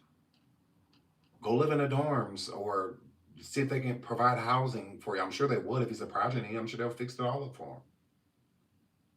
If he's just so smart. I don't understand that. The 10-year or the 9-year-old got his bachelor's degree in a year. So I don't get that. If you don't want to live with your family, if you don't want to be around your father, wouldn't that have been a smarter escape? Like, I just don't see a genius going to go be homeless. That's not smart. You're 13. You can't work. You can't get your own place. You can't get a driver's license. You can't get a car. Like, you can't do any of that stuff. What is the point of being out here on your own at 13 when you're not really able to do much? You're not emancipated. You know, none of it, like, because you can't be emancipated at 13. In most states, you got to be at least 15 to be emancipated. That just don't sound smart. I don't think the genius Michael would have done that. I don't think he would have went and lived in the streets. If, you know. Didn't exist, and they would never give me credit for it because I needed to say a doctor or a lawyer, but that's not what I wanted to be. So your parents weren't as supportive as you would have hoped because you were wanting to be things when you got older that they had no knowledge of or it didn't exist at the time. Shannon, you loud as hell, big. No, it wasn't that. It was, I'm saying I'm almost 100 years old right now, but if we go outside right now, I can run a 4.340 or sub. I can do a 4.16 if I'm. Oh, there's Jimmy John's across the street. We can order a sub. But oh, you been on the submarine? That what you sub? So back then it was even greater. So you got this guy, but Oh, you been on the submarine? There are no geniuses that are homeless. No. Now there may be some homeless people that are smart, but ain't no way in the fucking world. Why would Elon Musk be on the side of the fucking road somewhere? Steve Jobs was never homeless a day in his life. Even if his family would have put him out, he would have been fine. No. Now there may be some smart people that are homeless, but ain't no fucking genius homeless. That don't even make sense. A genius? Somebody that can retain knowledge and a lot of it? You could utilize that in so many different ways to make money. Now, there could be somebody smart homeless, but ain't no genius homeless. That don't even make sense. They said a lot of things about Albert Einstein, but homeless wasn't one of them. So, like, that doesn't even make any sense at all, whatsoever. At all. Now, if you got somebody that's a genius but are out of their mind, or you have somebody that's a genius but may suffer from, like, Asperger's or autism or something like that, then that may be possible. That may be possible. And geniuses move different. They think different. They don't have time to be sleep underneath no damn bridge.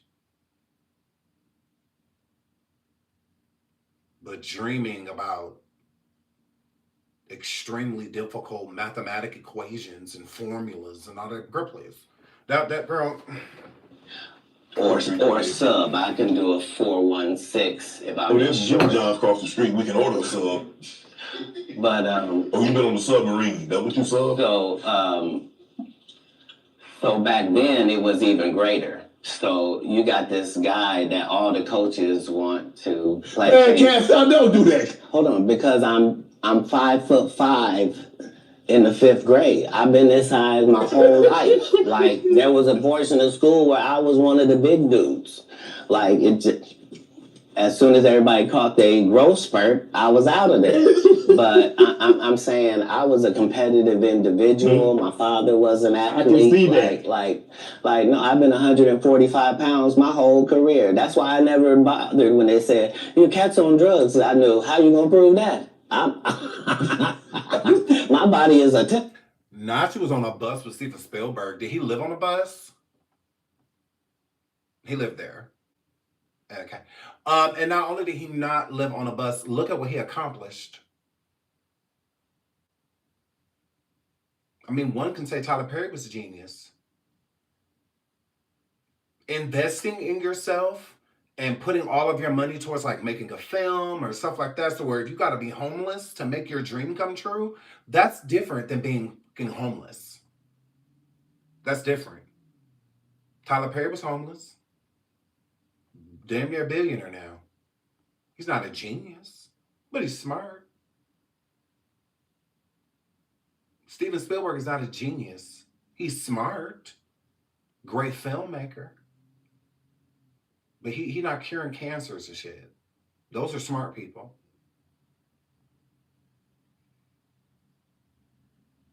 He's a smart film creator.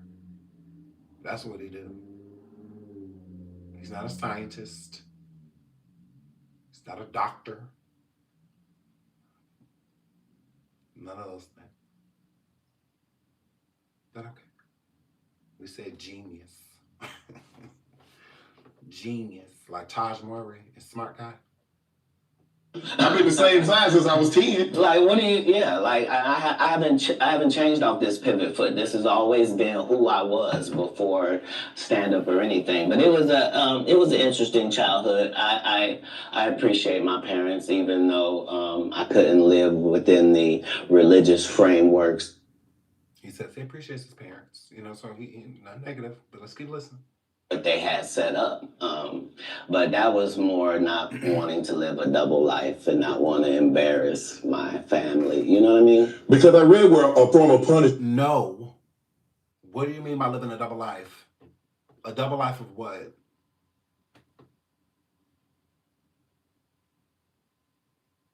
Love Cat Williams down, but a double life of what? What do you mean? No, I don't know what you're talking about, actually. Talking in circles. Circles. For you is that they would take books because you mentioned you were such a voracious reader. And a form of punishment was when they would take the books for them because you could read fluently. You told me how at like 3 or 4 years old you could read. Not just a little child's book, but you could read. Well, I'm saying when we go to Haiti to do missionary work, understand that my mother and my father, nobody that's there with us speaks French. And I mean, it speaks Creole and reads French.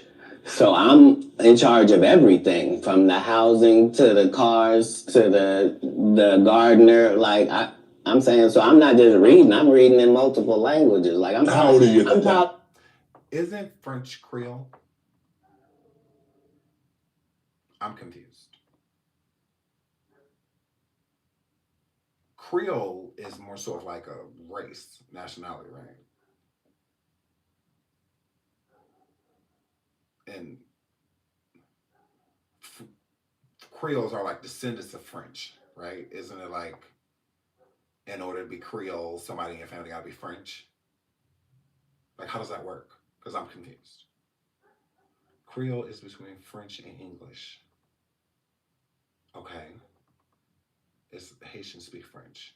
I know a lot of people in Africa speak French, but they're not speaking Creole. They speak French. Creole is a broken dialect of French. So ghetto French.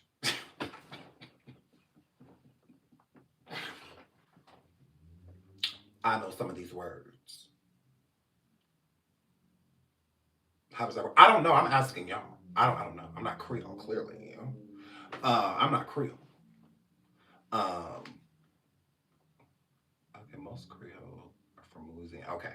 Now I know the people down there in NOLA, baby. I don't like New Orleans. I know it's a lot of Creole down there, you know. But y'all said it's a broken language. The whole age took the test. She was the only person who passed and went to Catholic school that was natural.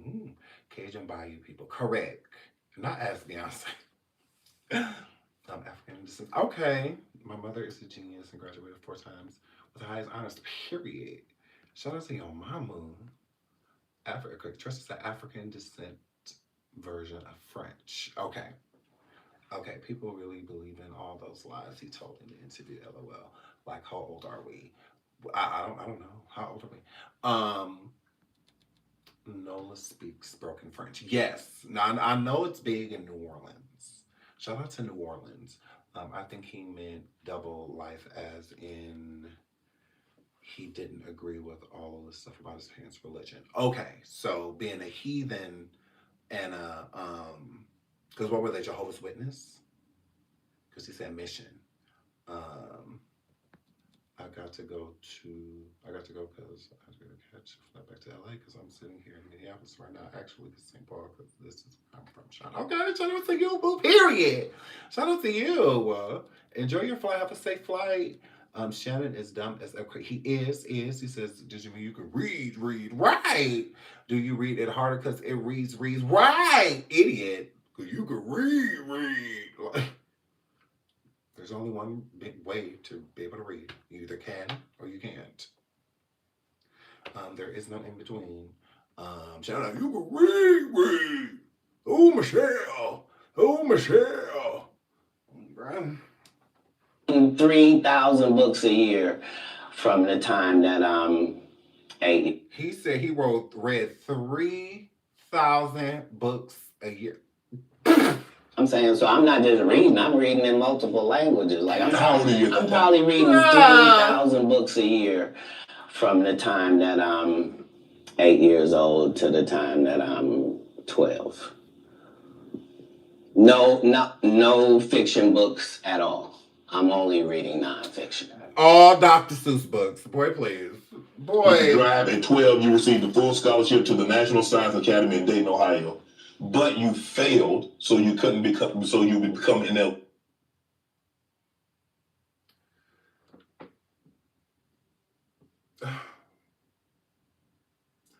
What genius failed a test on purpose?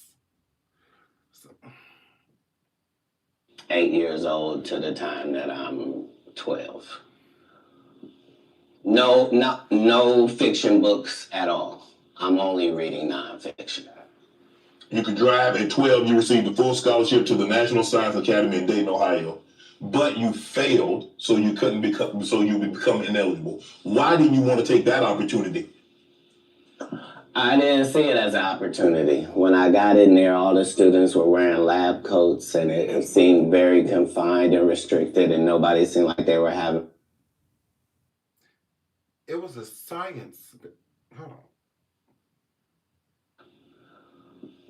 Nothing to the cars, to the gardener. Like I'm saying, so I'm not just reading. I'm reading in multiple languages. Like I'm probably reading 3,000 books a year from the time that I'm 8 years old to the time that I'm 12.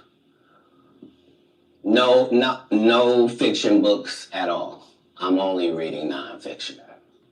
You could drive. At 12, you received a full scholarship to the National Science Academy in Dayton, Ohio. But you National Science Academy in Dayton, Ohio. Failed, so you would become ineligible. But you failed, so you become. So you failed, so you wouldn't become eligible. Why didn't you want to take that opportunity?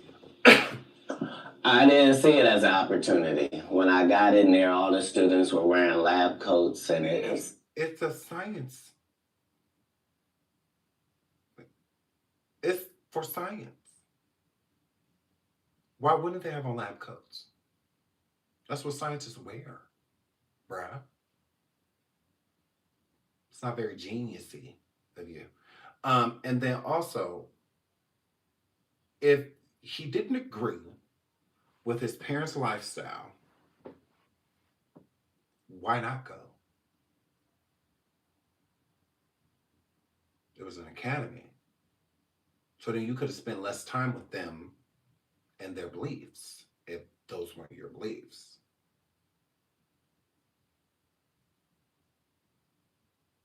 Very confined and restricted, and nobody seemed like they were having fun. It just seemed like everybody was smart.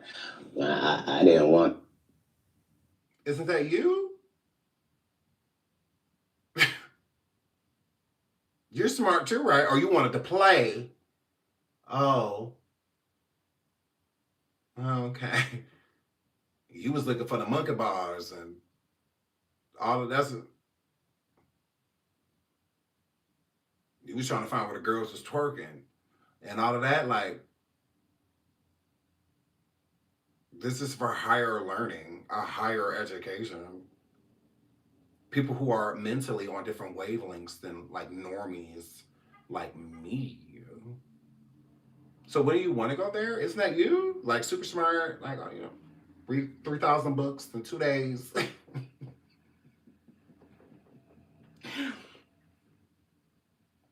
Clearing libraries. And I'm a gram.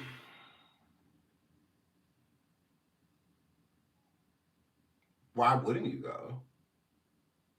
I mean, there's multiple reasons for you to. Just like you said, you didn't want to live a double life, and you failed on purpose. So one test determined if you could go.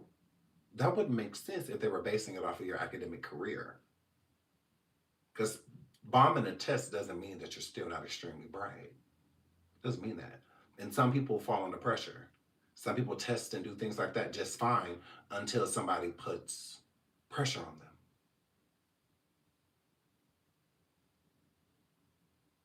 Like I remember when I was in the 7th grade, we had an English class, we had to write short stories. And my teacher loved my short story. She wanted to read it aloud. She asked my permission. And I was like, yeah, sure, no problem. So she read it aloud. And then she kept telling everybody how excited in class, how excited she was to read my next one. I went home and drew a blank. Like, I didn't know what to write about. But if she would have just left me alone, I would have been fine. Like, I just would have went home and just wrote like normal, just like, okay, yeah, write a short story. Real quick, and not much effort, I does this, you know what I'm saying? And she just loved it. So when she was just telling me like, oh yeah. So that added a pressure on me. Because I'm like, okay, well this has to be really good. Because what if she wants to read it out to the class again? All of this stuff like, So, and I like bombed my paper. I like bombed it. And then I ended up throwing it away and not turning it in because I didn't like it. I'm just like, this is like trash. And I wrote like 5 or 6 more different ones. And then the last one, I just said, okay, I'm just, I ain't about to keep writing it for it. So then I wrote the last one and I just left well enough alone. And I was just like, if she asked me if she could read it all out, I'm gonna tell her no. But she ain't gonna ask me anyway because it's trash. Got to school, turned it in. Next day I come in, she asks again, can I read your short story out to the class? It was so good. I'm just like, yes. Because I'm that girl, I am teacher's pet. Because you talked about. Absolutely, you can read my story because I am amazing. So I might let her use my story. But if she would have left me alone, I would have been fine. Because then after that, I just write. She gonna like whatever you write, pretty much. Just write. So that's what I would do. So but if I would have passed in a bad one, I don't think she would have given me a bad grade. I just think she would just be like, hey, where was your head? Like, are you good? Like, okay, I'm gonna give you this little B, but look here. So, because punctuation, all that stuff counted too. So it really wasn't like what the story entailed. It was more so about like grammar, punctuation, vocabulary. It was more so about that, spelling things correctly, using them correctly. That's really what it was about. But if she would have just left me alone, I would have been fine. So it's the same thing here. Did you bomb the test because you felt pressure? Because now there's a light on you. People are like, oh yeah, you're really smart. Pass this test, you can get into program. Or are you just not telling the truth in general? Because, girl. That wasn't what I was signing up for at all. And plus, I thought that Jesus was my big homie. So you know how you get a story about a dude joined the gang and you get a big. He said Jesus was his big homie. Keep listening.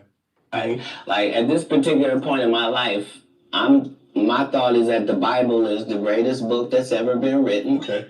The Bible is the best book that's ever been written, greatest book. Is the truth, and that it gives you this story of Jesus, and that I'm supposed to be like him. Okay. So it's already in my head that as soon as I get 13, I'm leaving.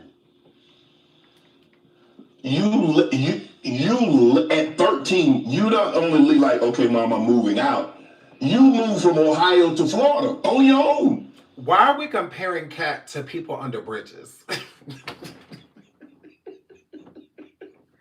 What it gives is that y'all don't think Katt no damn genius.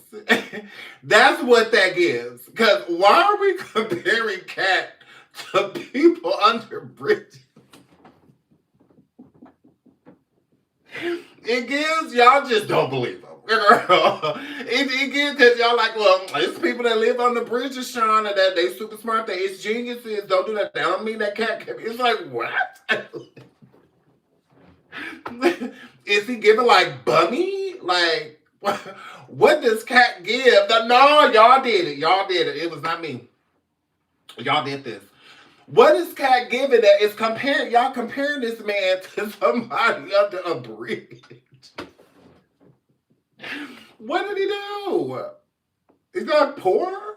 Or like what? Last I heard he was worth like millions, right? I cannot with y'all. Ladon said, well, he didn't have to tell anybody that he was doing that thing. He was only being honest, and look what honesty has done. People making fun of him. Who?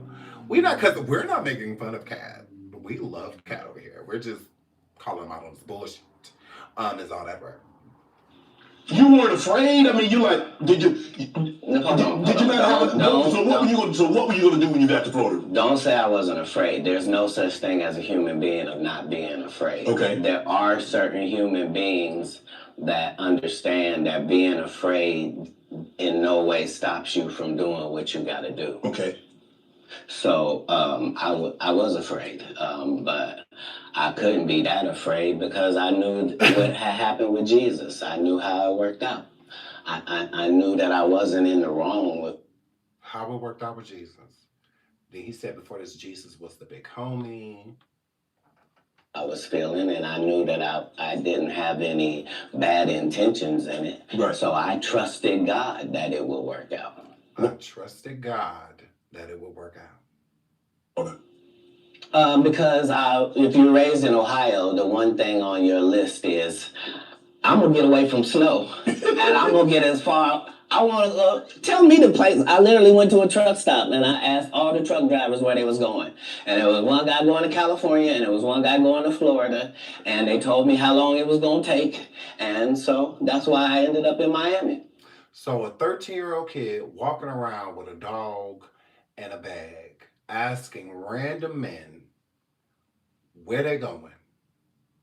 And the one that said he was going to California, he got in Florida, he got in the truck with him. That's what geniuses do. That's what geniuses do. I said, oh yeah, he was 13 years old, taking care of himself. That don't sound like he was taking care of himself. Hitchhiking.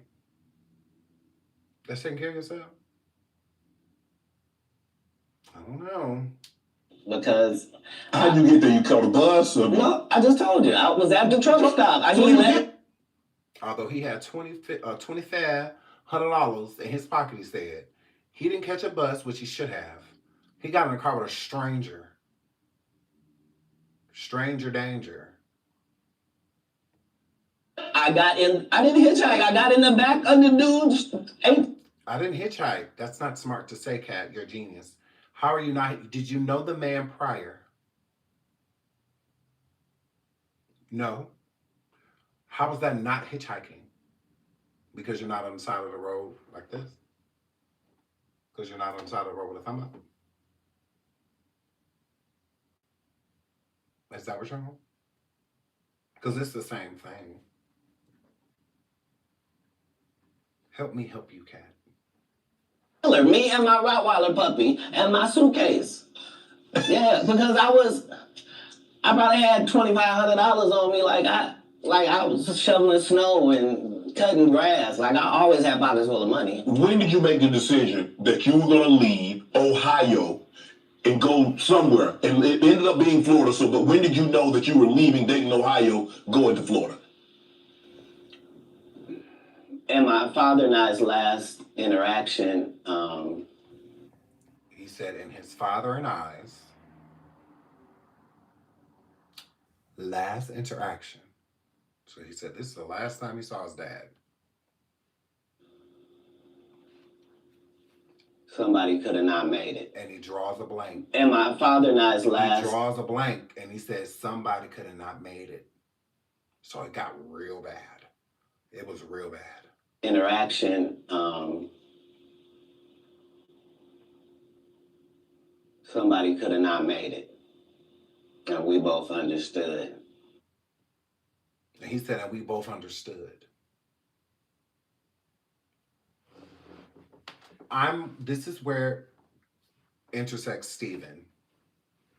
Stephen said, what would somebody do at 13 so bad that the father would be okay with you leaving? And you stating that there was a physical altercation prior. You know, and listen to Katt, he's going to say it. That was all bad. What was the disagreement about? Listen. If you say that my family is very religious, just say I'm not. So he just said all of this stuff about God. God is the big homie. The Bible is the best book in the world. I knew because of Jesus that I was going to this and that. And then he says that he has this huge disagreement with his father at 13. Which one of his last interactions with his father, which was an altercation, a physical altercation. Okay. And then he asked, well, what happened? What happened between you and your father? Let's just say, Katt says, let's just say I was raised in a religious household and I wasn't.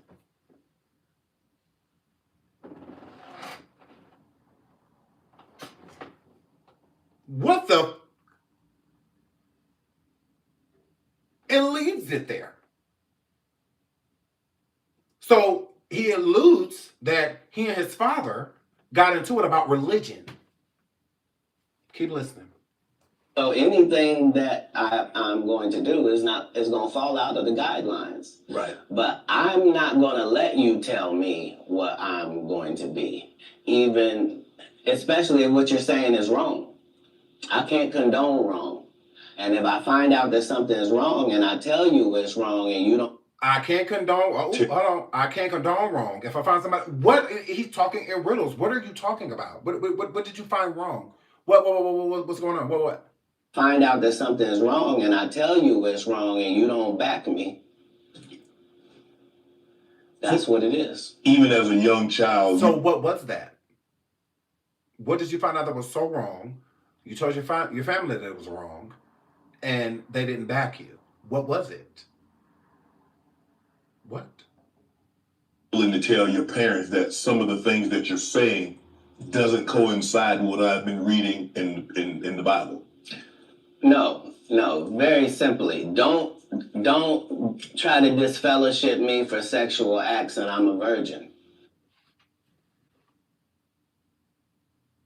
He said that his father removed his fellowship for sexual acts, but Katt says, I'm a virgin. Now remember, this is an altercation. Katt said it got so bad that one of them could have lost their life. It was that bad. This altercation, physically. Somebody could have died. It's a me or you. Okay? That's not Katt explaining abuse. An altercation is an altercation. And sometimes situations escalate. Abuse is seldom. It don't have to be every day for it to be classified with that. It could be once a week. Once a month. It's something that is often, though. He's not explaining any of that. He's just talking about one situation. It seemed that his bigger issue between him and his father was the religion. But he didn't say anything about his father putting his hands on him due to his religion and not wanting to be a part of it and whatnot. He never said he didn't want to be a part of the religion. He just said it was things within the religion that he didn't agree with. That's why he could say, God was the big homie, and that, he knew because of God he was going to get through this, and Jesus, because Jesus went through this, da-da-da-da-da. How are you using these examples as an atheist? An atheist means that you don't believe. You don't believe that Jesus died on the cross for our sins. You don't believe that God is the Almighty. You don't believe in the Trinity. You don't believe in any of those things. Holy Ghost, you don't believe in nothing. And you're saying that the Bible is the best book on earth, but you don't believe in it. None of that makes sense. It's like you're defeating the point, like you're eliminating your point while trying to prove another point, but eliminating the point you just proved before. Because you're not saying early on in life that you were religious, and now you're not. You're not saying it like that. You're saying pretty much like the whole time you weren't. But then was. But then wasn't. It's very confusing. It's in riddles, and it's too vague. He's leaving out a lot. He's hopping and jumping and skipping over a lot. What have y'all learned about his childhood besides he allegedly read 3,000 books in 2 years? What have you learned? Because he wasn't there long, so it's not much to tell. He was gone by 13. So it's not much to tell. But what have we learned about his childhood? Nothing. That's what I'm saying. That's vague. That's what makes you think that he's hiding something. Because it's like, why is this like pulling teeth? It's having like all of the wrong puzzle pieces trying to put us together, though. And then at one point in time, you may be able to latch two pieces, but you still can't latch nothing else. But those two pieces, they're still holding on. And in order to connect another piece, you got to remove one of the pieces that's already together to connect it over. It's too much. That means that you're lying. You're not telling the truth. The pauses that you take are very careful pauses to make sure that there's certain, when you're trying to eliminate information from coming out of your mouth so that it's not word vomit, so that you don't accidentally say something, then you will do that. You will take a moment to process what you are about to say instead of just answering the question, because it fluidly will come out of you. But if you're trying to hide certain parts of the story, then it's going to seem like a bunch of information is missing, and that's how it feels in this interview. Like there's what is like a bunch of missing, you know. And it doesn't have to be like that when you can just say that you don't care to talk about your childhood. You know, say that you don't, because that's what it gives. It gives traumatic, but he's not explaining trauma. He said that his father was abusive. That don't sound abusive to me. Because y'all got into an altercation. That's an altercation. That means it happened that time. And then you said you left after that. So where's all of this that's coming in, et cetera, et cetera? We're thinking that this was happening from, you know, maybe infant up. You know, then when you were 13, you just couldn't take no more. You know, that's what most people, because that's what Katt had alluded, to make people think that his father was sleeping through all this abuse, but he only explains one situation. Sorry, God don't make mistakes. You don't get 2 times to fuck me over. What do you mean you went to God and he told you I was guilty? You just lied on God. So long. That's it. There's no conversation. Deuces. That's what it was. That's when you made the decision. After that conversation right there, you say, "Nah, I can't live under this rule." It wasn't a conversation. It was an altercation. He said it wasn't a conversation. It was an altercation. Well, you're explaining a conversation. You're explaining a conversation, not an altercation. So was he like, well, God told me that your love ended? It wasn't like that. The Lord said you ain't telling the truth. The Lord told me that. I'm confused. Because you're explaining a conversation, not an altercation. Those are 2 different things. Genius. Correct. You're not explaining a conversation. I mean, an altercation. You're explaining a conversation. Now he says, it wasn't a conversation, it was an altercation.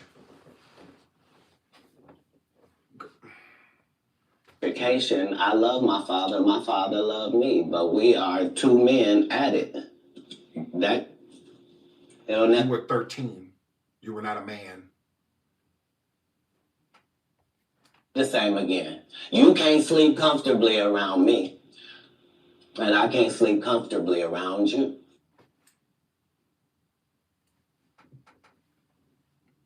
What would make a father say, I can't sleep comfortably around you?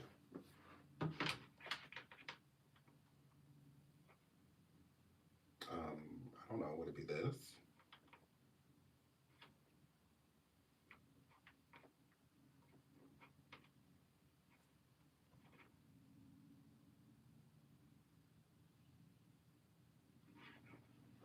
Oh no, this is something.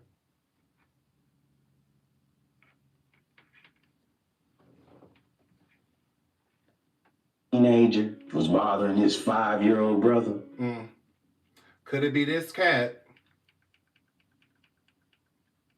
Why is that up? Teenager was bothering his 5-year-old brother. What do you mean?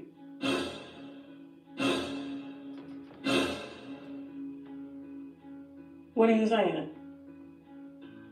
You also say in your story that you and your father had to come to an understanding. You say my father was abusive, whooping your ass. You had to leave home. I'm a grown-ass man with kids.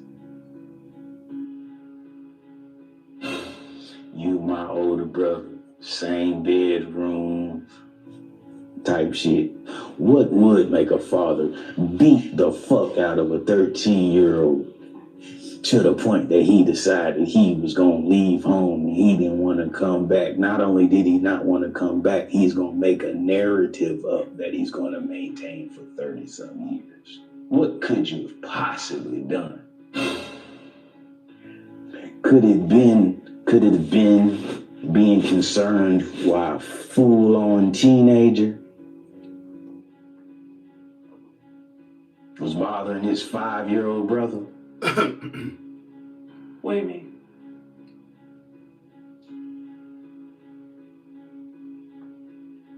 What are you saying? I'm not stuttering. Did What would make a grown man, if the story is what has been out of the horse's mouth, the horse says, he got up to a physical altercation with his father, right? right? You're supposed to be 12, 13. You claim CPS was involved. So as a grown man, and I'm reliving this in my mind, right? As you tell me, Cincinnati, Ohio, early 80s, right? So he would be 13. You telling me it was some white folks in Cincinnati that had a badge on their lapel that said CPS, and they came to the home of a dark-complected Negro and a high yellow black woman, and this high yellow child came out and said, what? Because according to your story, you came out and you told them eloquently that you were of age and you decided that you could no longer sustain the type of abuse that was ongoing in your household, and it was necessary for you to separate yourself, emancipate yourself. And because you knew there were bigger dreams, you left your little brothers and proceeded to go on this journey of self-enlightenment. Sleeping in parks. Girl. Sleeping in parks. Girl.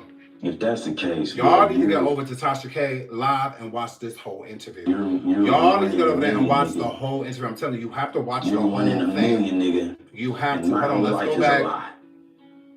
And if I don't say anything now, that's exactly what will happen. Well, let's go back to the interview with Shannon Sharp. What is happening? Okay, right. So I want to play.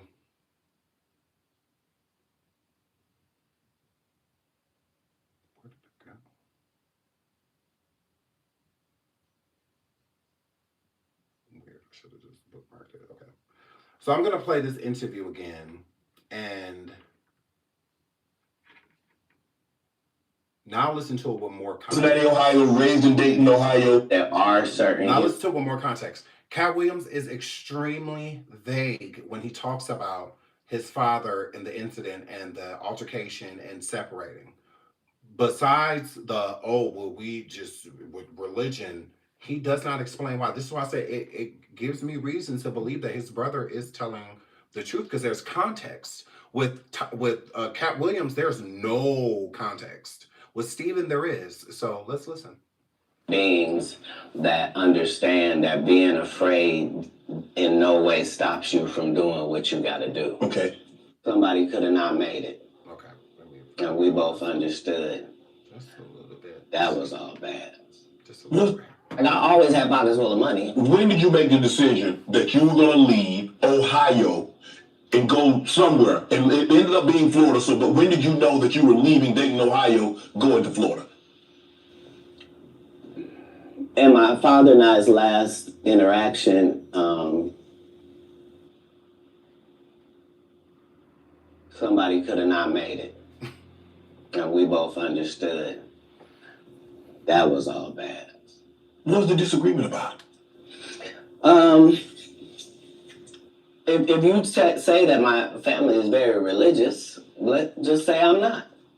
So anything that I'm going to do is going to fall out of the guidelines. Right. But I'm not going to. So why not just say what you did? That's a narcissistic quality to me. See, a narcissist is not going to take any accountability. They're going to push the accountability onto the other person. In this situation, he's taking no responsibility. None. None. So you mean your father just woke up one day, you being a 13-year-old boy, and saying that God put it basically on his heart to put you out, there's no reason behind it. And then when there is a reason, you want to state that it's because of the clash of the religion. From what we gather, you're not explaining any clashes. You're not saying, I was listening to secular music. I was doing stand up. I was listening to these stand up comedians and they didn't like how vulgar the Red Foxes and people like that. They didn't like how vulgar they're. Blah, blah, blah. Like, you're not explaining anything to say it. So it gives that there's accountability here that you're not willing to take. So there's a part of this story you don't like. There's a part of this story that fits you, but you don't want people to know that it's a jacket that you have to wear. Because we don't know nothing about this jacket. That doesn't make any sense at all. To keep praising God throughout this interview, but stating that you are an atheist, that you do not believe. Your issue with your family was that you didn't believe. None of that makes sense. None of it. You tell me what I'm going to be, even, especially if what you're saying is wrong. I can't condone wrong. Tell him what he's going to be. What is that? What did your father say that you were going to be? Were you a devil, a heathen? You ain't going to be a comedian? You ain't going to, like, what? Like, there's no specifics. None. Very vague. He tells the stories that we already know. We don't. We don't. People want to get to know you. Like, that's the whole point of doing an interview. Like, you could say he came to sit down and talk about other people. All that. He came to badmouth Steve Harvey and all that. He came to talk about the other comedians. That's what he came for. He came to start shit. Is why he came. He came to be divisive and all that. That's why he came. He didn't come to talk about him because he don't like what his background leads to. That's what it gives. That's very narcissistic to make it seem that something severe is you being a 13-year-old, being out in the streets on your own, and all you did was exist. Because sometimes that does happen. Sometimes we have very toxic, sick individuals as parents, people that should have never had children, and they will treat you like that, put you out just cause, find anything if that happens. It does. Sometimes you ain't got to do nothing. Sometimes your existence is enough for a person to attack you. Sometimes your existence is enough to make your parents come down on you. Parent. It's enough. Your existence is plenty. That's it. You ain't got to do nothing. You could be in there sleep, laying down, not bothering nobody. And they will find a reason to attack you, to come after you. He's not explaining that. He keeps basically making it seem as if his father was a good man. That he had a good father, good mother. Then why did you have to go at 13? And why were they both okay? Both of them, because you live with your parents, not parents. Why were both of them okay with you being gone? Why? What happened? To him, he says it was just a religion. Girl. Find out that something is wrong and I tell you it's wrong and you don't back me. That's what it is. Even as a young child, you were willing to tell your parents that some of the things that you're saying doesn't coincide with what I've been reading in the Bible. No, very simply. Don't. I don't know what his parents have said about this. I doubt anything. This is the type of stuff that usually stays in the family. These conversations are kitchen table. These usually don't go beyond the household. They usually don't, unless it's like the police or like maybe a therapist, if you believe in therapy. But yeah, I don't believe his parents have said anything about this, because this type of conversations usually don't leave the family. They usually don't. Like, let's keep it real. These conversations usually stay at the crib. They usually don't go beyond that. So if her husband and her son got into this big altercation and whatnot, she may call and tell a friend or a family member, but she ain't going on social media. She's not doing that. The father ain't going on social media. He's not doing that. you know, and they were raised in a different time. So he usually stays in the house. Thank you so much, Diane. Shay says, what do you think about the people in entertainment mostly used? I was poor, sleeping in a car, a couple of dollars, moving to a state with no one to help, and I made it through. Is mostly for is it mostly for publicity? Possibly. I mean, I get people having dreams and wanting to go live it out. I get that, but I do think you should have a plan. You should always have a plan. The plan should just be, I'm gonna go and I'm gonna try it. If it messed up, I'm gonna come back home. The plan should be to not return. That is that's how I feel. If I'm gonna pick up and move to another state and another city and whatnot, I'm going to have a plan. If I move to another country, I'm going to have a plan, and my plan is going to be to stay there. It's not going to be the only way I want to come back is if I'm just visiting, because otherwise I should stay where I'm at. That's what a good planner would do, you know. So I don't know. Maybe I think a lot of it is for publicity at times. Jin says maybe Katt is gay and that's the thing he's hiding. I don't know. I wouldn't say Katt is gay. I wouldn't say that. Again, this was all been alleged when he was 13 years old. So I wouldn't say he's gay. I wouldn't say that. Disfellowship me for sexual acts and I'm a virgin. Sorry, God don't make mistakes. You don't get 2 times. So this is another reason that makes me believe his brother, because he is stating that his father was stating that God came and told him or sent the word to him and let him know that he was being sexually active. And Katt said that he was a virgin. To me, that could be his way of trying to say that his dad came at him about what he was doing to his brother, or opened the door and saw him doing something to his brother. And God came and talked to him about it, and when God said, you gotta go. And they got into a physical altercation. Maybe the physical altercation was the Katt not wanting to leave, because most 13-year-old boys wouldn't. So he can try to make it seem like he was just so responsible and so headstrong and adult at 13 years old. You know, if he wants to bullshit.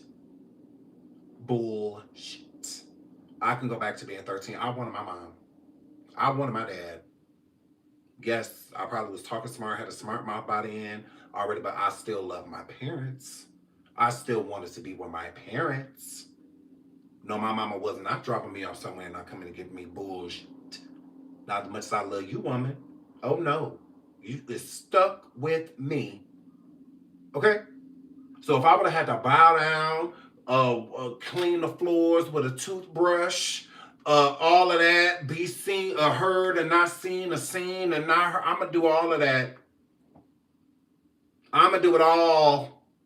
I want to be at home. I want to be with my mama. I want to be with my brothers. I want to be with, please. Bullshit. You ain't going to make me believe that you were just fine with, that don't make sense. Like, he make it seem like it was just such an easy decision. You know, him and his dad just, what? What?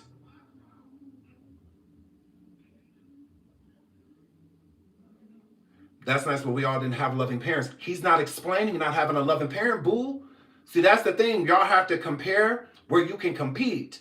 Katt did not say that he had horrible parents. Katt did not say, I hate my parents. Katt did not say my dad was horrible to me. Katt did not say my mother was horrible to me. Katt did not say they treated him like the redheaded stepchild. Katt didn't say that his siblings got treated better than him. He didn't say none of that. None of that. He did not explain having bad parents. He did not explain having parents that weren't loving. He did not explain that. He didn't say any of that happened. His brother is confirming. His brother's saying the same thing. Like, our parents love us. We have a great father. That's not what's happening. So you don't compare, because you may have had horrible parents, that he had that same. That's not his way of life. That's not what he's saying. He's not saying that. He's not saying he was being deprived food.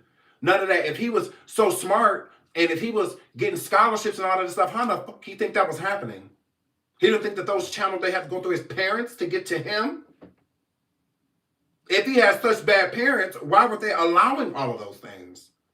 When your parents hate you, they don't care nothing about you excelling. They don't care nothing about you getting scholarships and stuff. He said that he failed the test on purpose.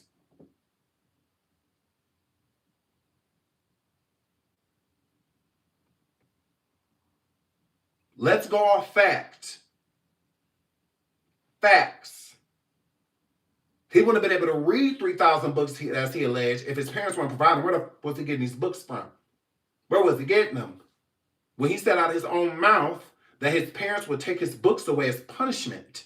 So that means that they was giving them to him.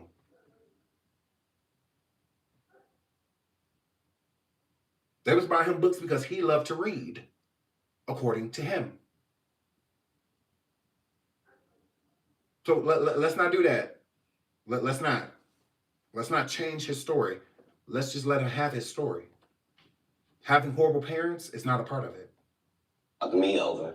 What do you mean you went to God and he told you I was guilty? You just lied on God. So long. That's it. There's no conversation. Deuces. So he's saying that you just lied on God.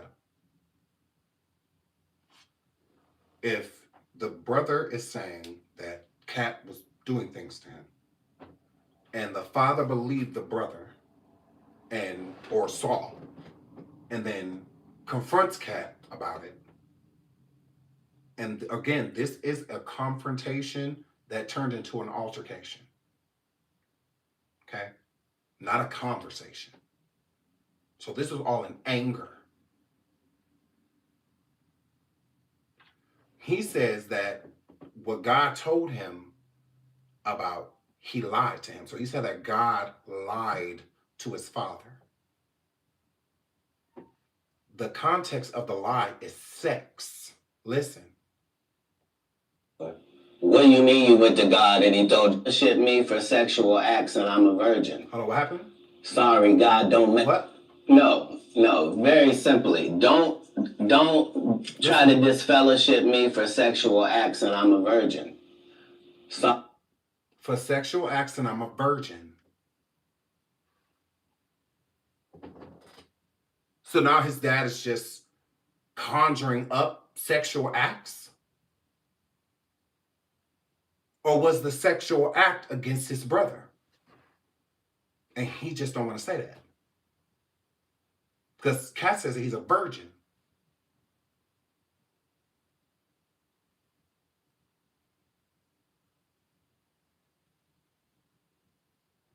Narcissistic is what this is giving. Removing accountability and putting it on your father. Making your father sound crazy, because your dad sound crazy at this point. Like he just got told, God just told him that you out here having SEX with people, and then he, not just that, he believed God, and then came in there and just started beating on you and all of that, punching you and kicking you and all that, told you to get out. What? Your dad sound crazy. Your dad sound like he need to be locked up in a ward somewhere. That's what's going on here.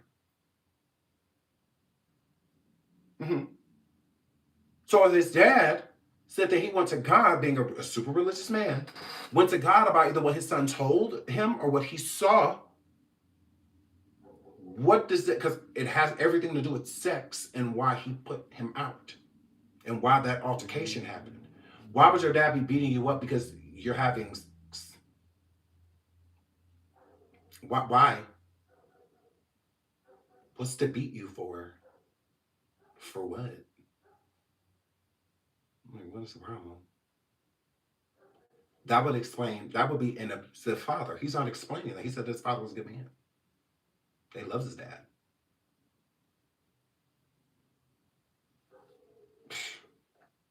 Girl. God don't make mistakes. You don't get 2 times to fuck me over. What do you mean you went to God and he told you I was guilty? You just lied on God. So long. That's it. There's no conversation. Deuces. That's what it was. That's when you made the decision. After that conversation right there, you say, "No, I can't live under this rule." It wasn't a conversation. It was an altercation. In the altercation, I love my father. Worse. That makes it worse. It makes it sound as if he found something out. So what you think, Sean? I think that, again, there may be truth behind what his brother said. I think there may be truth. Now, again, everything his brother said, I don't know. But when I was listening to the interview, and make sure y'all go over to TashaKLive.com. There's an app, and you can also watch it like via Safari or whatever you have on your phone or tablet or TV. Make sure y'all go check. Again, I encourage you, listen to the whole thing. Go listen to it, so that you can really, because we're going to talk about this again tomorrow. So please go over to Tasha K Live and check out the whole thing so you can have more information. Again, y'all are just hearing clips. When you hear a clip of something, there's a lot of context being removed. So it's better to go and listen for yourself, and rather you believe it or rather you don't. Just go listen, and then you can listen and believe, or you can listen and not believe. It's up to you. Again, we're not here to encourage people to think any type of way. We're just here to encourage you to just to think in general. So I do believe that there may be some truth to it, and Katt made me feel that way. Not his brother. He did. Y'all hearing what I'm hearing. And that's not even it. Like, it gets worse. But y'all hearing what I'm hearing. And from what I'm hearing, with Katt being so vague and hopping and jumping and bouncing over things, it just gives that you are a narcissist and there are some things that you did that you're just not willing to cop to. Now, I wouldn't have thought it was that. I was thinking in my mind back when his interview dropped that maybe something happened to him that he just wasn't ready to talk about. Yes, go check it out and let Tasha know that Sean Everyway sent you. Absolutely. Say yes, girl. Sean Everyway sent me over here, girl. Yes, so y'all, that's just what they were. He made me feel that way. Not the brother. Not Steven. Katt.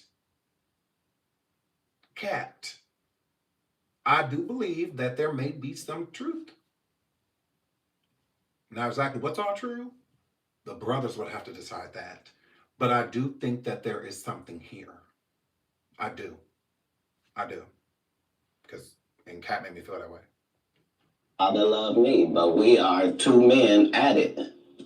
That it'll never be the same again. You can't sleep comfortably around me, and I can't sleep comfortably around you. Now, see, that's vague. Or is it you can't sleep comfortably around each other because y'all got into a fight? Or is it because of what your dad found out? You couldn't be in his home anymore because he couldn't sleep with you being in his home, if that's what you in there doing to allegedly your brother. It makes sense that your dad, you left and he could, bye.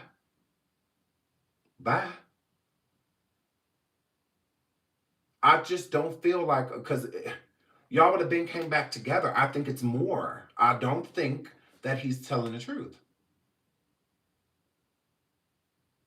I don't think he's being honest. I don't. He made me feel this way. Similar are you to your father? No, I don't know. He's a great man. I'm saying because y'all butted heads. He's not saying he was an abusive person. He was always putting his hands on me. You know what I'm saying? Other than that, my dad was cool. But if he would have just been, different from not putting his hands on me all the time, he's not saying nothing like that. He's saying my dad was a good guy. So it gets, you did something. What happened? Like, what did you do? It gives you did something. Right, but I'm saying that generally happens with a father-son dynamic. It was just that religious relationships are always difficult in families. They always are. They're not, though. Before it got to the point, because the dynamic, he's father, you're son. Before that dynamic and you step up on his level and you challenge him, you felt it was best for you to leave. No. I'm not being challenged. I'm being beat to death. Oh, he was abusive. I didn't say that. He said he was being beat to death. What will cause a father to do that? And like he said, Shannon says, so he was abusive. He said, no, I didn't say that. What did you do? So a man that's not abusive is pummeling you, and after that, you leave the house for good.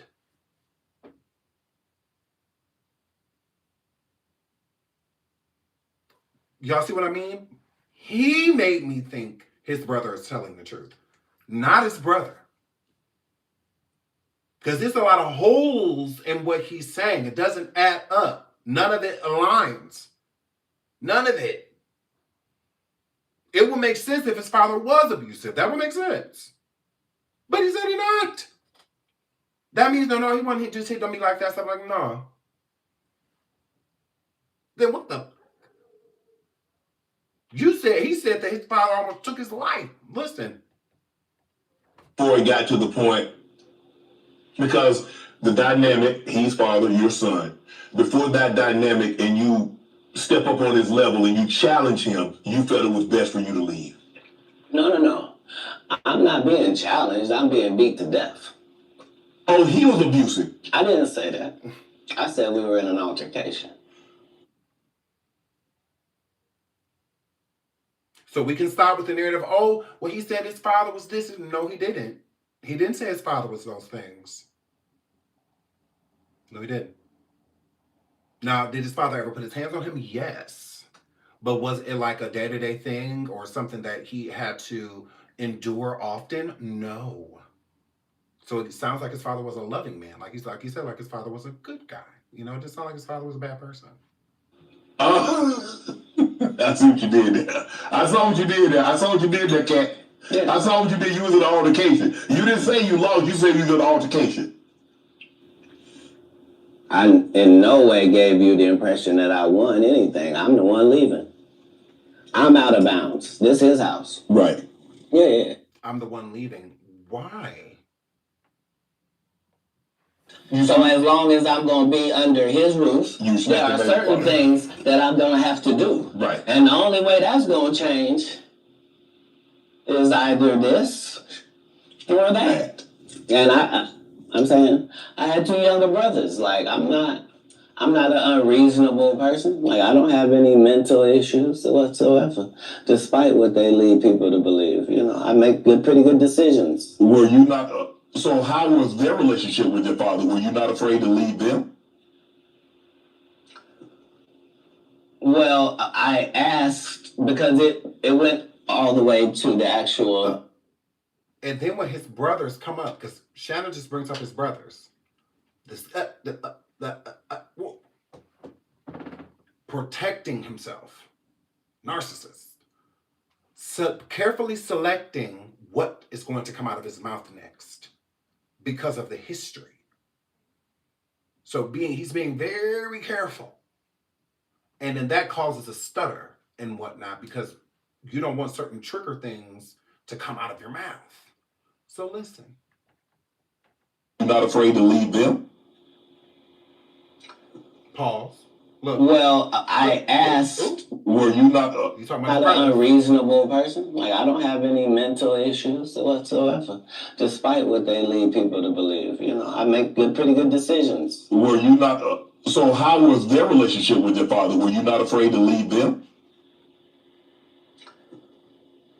Well, I asked because it went. He said, were you afraid to leave your brothers with your father? Pause. You're pausing because it seems as if you were the problem. You were the problem. That also indicates that nobody in the household was being beat. If you were in an interview saying that the last time you seen your father, you were 13 years old and he almost took your life because of how hard he was hitting you and whatnot, people are going to naturally assume that you are protecting your father and he was abusive. This is why it was important for his brother to come out and say, hey, our father wasn't like that, because now his father's name is tainted. People look at him differently, like, oh, because Katt is beloved. People really love Katt. You know, I'm one of those people. And I'm instantly going to want to protect Katt. I'd be like, no, like your father's trash, you know, and all this stuff. But it doesn't sound like that to be so. That doesn't sound true. You know? So you're saying that your father was not abusive towards you. You're saying that he wasn't abusive, just in general. Then it's yes or no. Your answer should have been no. There shouldn't have been a need to stutter draw a pause. None of that's needed. But when you are lying, your story's going to be all over the place because he don't stutter and stuff when you ask him, what do you think of Cedric the Entertainer? What do you think of Kevin Hart? No stuttering. What do you think of Monique and all this? No stuttering. But when it comes to his own life, he keep getting tripped up. How was their relationship with their father? Were you not afraid to leave them? He should have just said no. Well, I asked because it went all the way to the actual department, so it was actually going to be something. And when I asked them if they could just make sure that my brothers didn't get separated. Now, for the people that said that Katt Williams didn't say anything about CPS, this is him talking about CPS right now. Again, his brother is not lying. This is him talking about CPS. So when people are like, oh, Katt, I never heard Katt say anything about CPS. Yes, he did. He just didn't actually say CPS. If he said that this went in, like it was documented, and that he was requesting that his brothers don't get separated, this is how you know Katt is lying. Because who the fuck are you at 13 years old to say, don't separate them, but you 13 to go live on your own? So CPS looks out for your siblings, but they don't look out for you, a 13-year-old that didn't have anywhere to go and left home. Wouldn't they have been trying to place you? Wouldn't they have been putting all three of y'all together?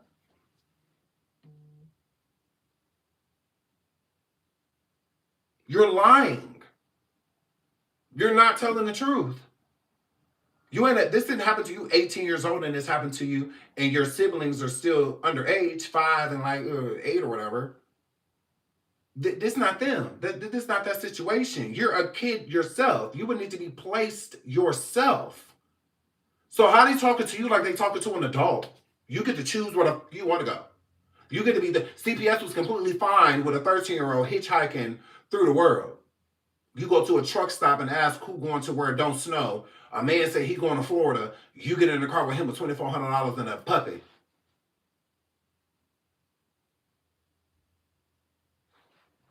Please. How does CPS even get in contact with you when you left that day?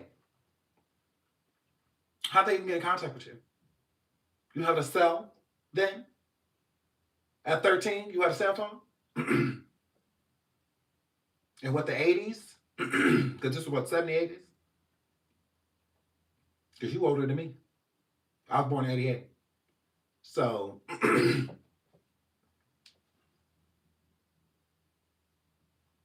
you won 13 in the 90s. Don't work like that. Have you?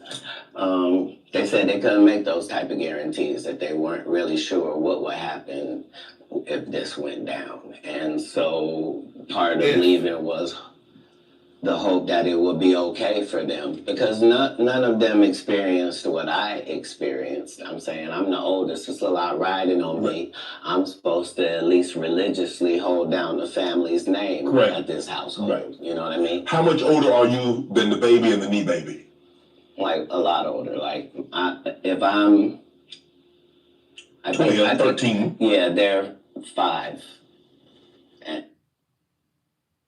His brother said the same thing. If you were 13 years old and your father came in the room, or your father found out that you were doing to your 5-year-old brother, again, there is truth. There is truth to what the brother is saying, because it aligns with what Katt is saying too. It's just that the brother adds context. Katt don't add any context. That's the difference. Katt, vague, mysterious, mystique. The brother, clarity, confirmation, and it aligns. It's a high probability that there may be truth to this. And how Katt is acting, how he's talking about it, like, again, he's been talking about this for about, 9 minutes. And what have you learned about his childhood? Not much. You found out his favorite food, what he used to like to do on the weekends, if he had a crush on any girls in school or nothing.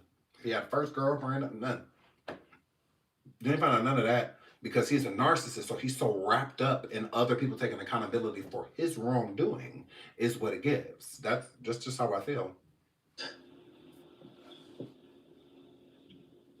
In Pampers. Wow. You go to Florida. You tell the story. I've heard you were homeless. And somebody else told the story, said they were I definitely stated earlier, if Katt was 13 years old and this allegedly happened, that this is learned behavior. That somebody 9 times out of 10 did something to Katt in order for him to do it to his younger brother. Okay? I also said that it is unfair that if this is true, that his brother came out with this information because it kind of forces Katt to respond to things that he may not be ready to talk about or just don't want to talk about at all. You know, and you can't force a victim to talk about their trauma. You know, they do it in their own time. But this can force a person to, and that's the sucky part about being a hurt person that hurt a person, because how do you take accountability for that? You know, if you're a kid and someone's doing something to you as a kid and you're thinking that it's just normal, that this is just what you do, and who knows at what age that it started happening to Katt. If at 13 he was already allegedly doing it to, you know, it could have been happening for a long, who knows? You know, that's why this is just a sad situation, you know, all around, you know. So yeah, we definitely acknowledge those things, but 2 wrongs don't make it right. It don't. It don't. So to me, it's very narcissistic of Katt if his brother did reach out to him and said that he was going to be going somewhere and talking about this, and Katt not do what he needs to do to help his brother heal. Celebrities act as if everybody. That's how they act, right? So he's like, yeah, I don't care. You know, is what it gives. He don't care that his brother is probably hurting. You know, most people would look at it like, oh, clout. He's trying to get recognition. He want money. He want this. He want that. What if the man just simply want closure? Think about it in this way. If you are a victim, because there are a lot of you out there that are victims of SA, right? Say the person that did it to you became famous. If you wanted to tell your story, why does it have to be for money? Why? Whether it's a relative or not. Why does it have to be for money? Why? Why can't it just simply be to bring awareness and to let people know what happened to you if it's a possibility that it could be happening? Meaning they did it to you, they could be doing it to others. This man has adopted many kids, you know, all of that. If he has something wrong with him, I mean, it's just, you know what I'm saying? Like, everything is not for money. Everything isn't. I just don't feel that way. And I look at it as myself. Like, if I wanted to talk about what happened to me, I wouldn't be doing it for money. Even if the person was famous. Even if they were famous. Me talking about it could just be part of my process. Whether it's a healing process, whether I'm angry and I just want to talk about it because I'm mad, or if I just want people to simply know. Like, I mean, you can't tell me what the fuck is wrong with you. Like, you can't tell me how to tell my story and why I'm telling my story and why I want to talk about my story. You can't. Who the fuck are you? So who am I to tell him this is for money? This is for clout. This is for, I don't know, because I don't know him. I don't know Steven. I don't know him. So, but I do believe that everything coming out of his mouth is not fraudulent. He's not just lying. This comes from somewhere. It does. You said they hijacked your story. Now I don't. At 13, I shouldn't have to tell you I'm homeless. I'm in Miami, Florida. I have no family members in Florida. I couldn't buy a house if I wanted to. I couldn't get an apartment if I wanted to. I don't have a credit history. Like, this is not a stretch for me to say that I'm homeless. I'm living in a park in Coconut Grove. The park still exists to this day. Hold on. 1 second. second. Shout out to Shand and shout out to my boo, Robin. Thank y'all so much for the cash ups. Thank you. 8 hours a day, I would get up and go to the library and study for 8 hours a day to increase my education. And then I would leave out of there and go to the marina and steal car radios and make $2,000 almost daily. Like I had a routine. So you really could have played that Santa old thief and Santa Claus. You could have played it. No, the Santa Claus wasn't a thief. The Santa Claus, you can't tell me. I read the script. Ricky Smiley told you he didn't read the script. The Santa Claus was a crackhead. He just had that outfit on. That's what I couldn't have played. Okay. So I think we're gonna do coffee. Wow, so much time has passed. I guess time flies when you're having fun. This was a good live. So yeah, we will definitely be doing a part 2 about this tomorrow. Thank y'all all so much for being here. I need to get ready for, I have another show that I need to get ready for so that I can do that. I love y'all so much. Thank y'all again so much for being here again. We are not on anybody's side. We're just hearing out both sides. We're hearing out what Katt has to say and what he said about his life, and we're also hearing his brother Steven, okay?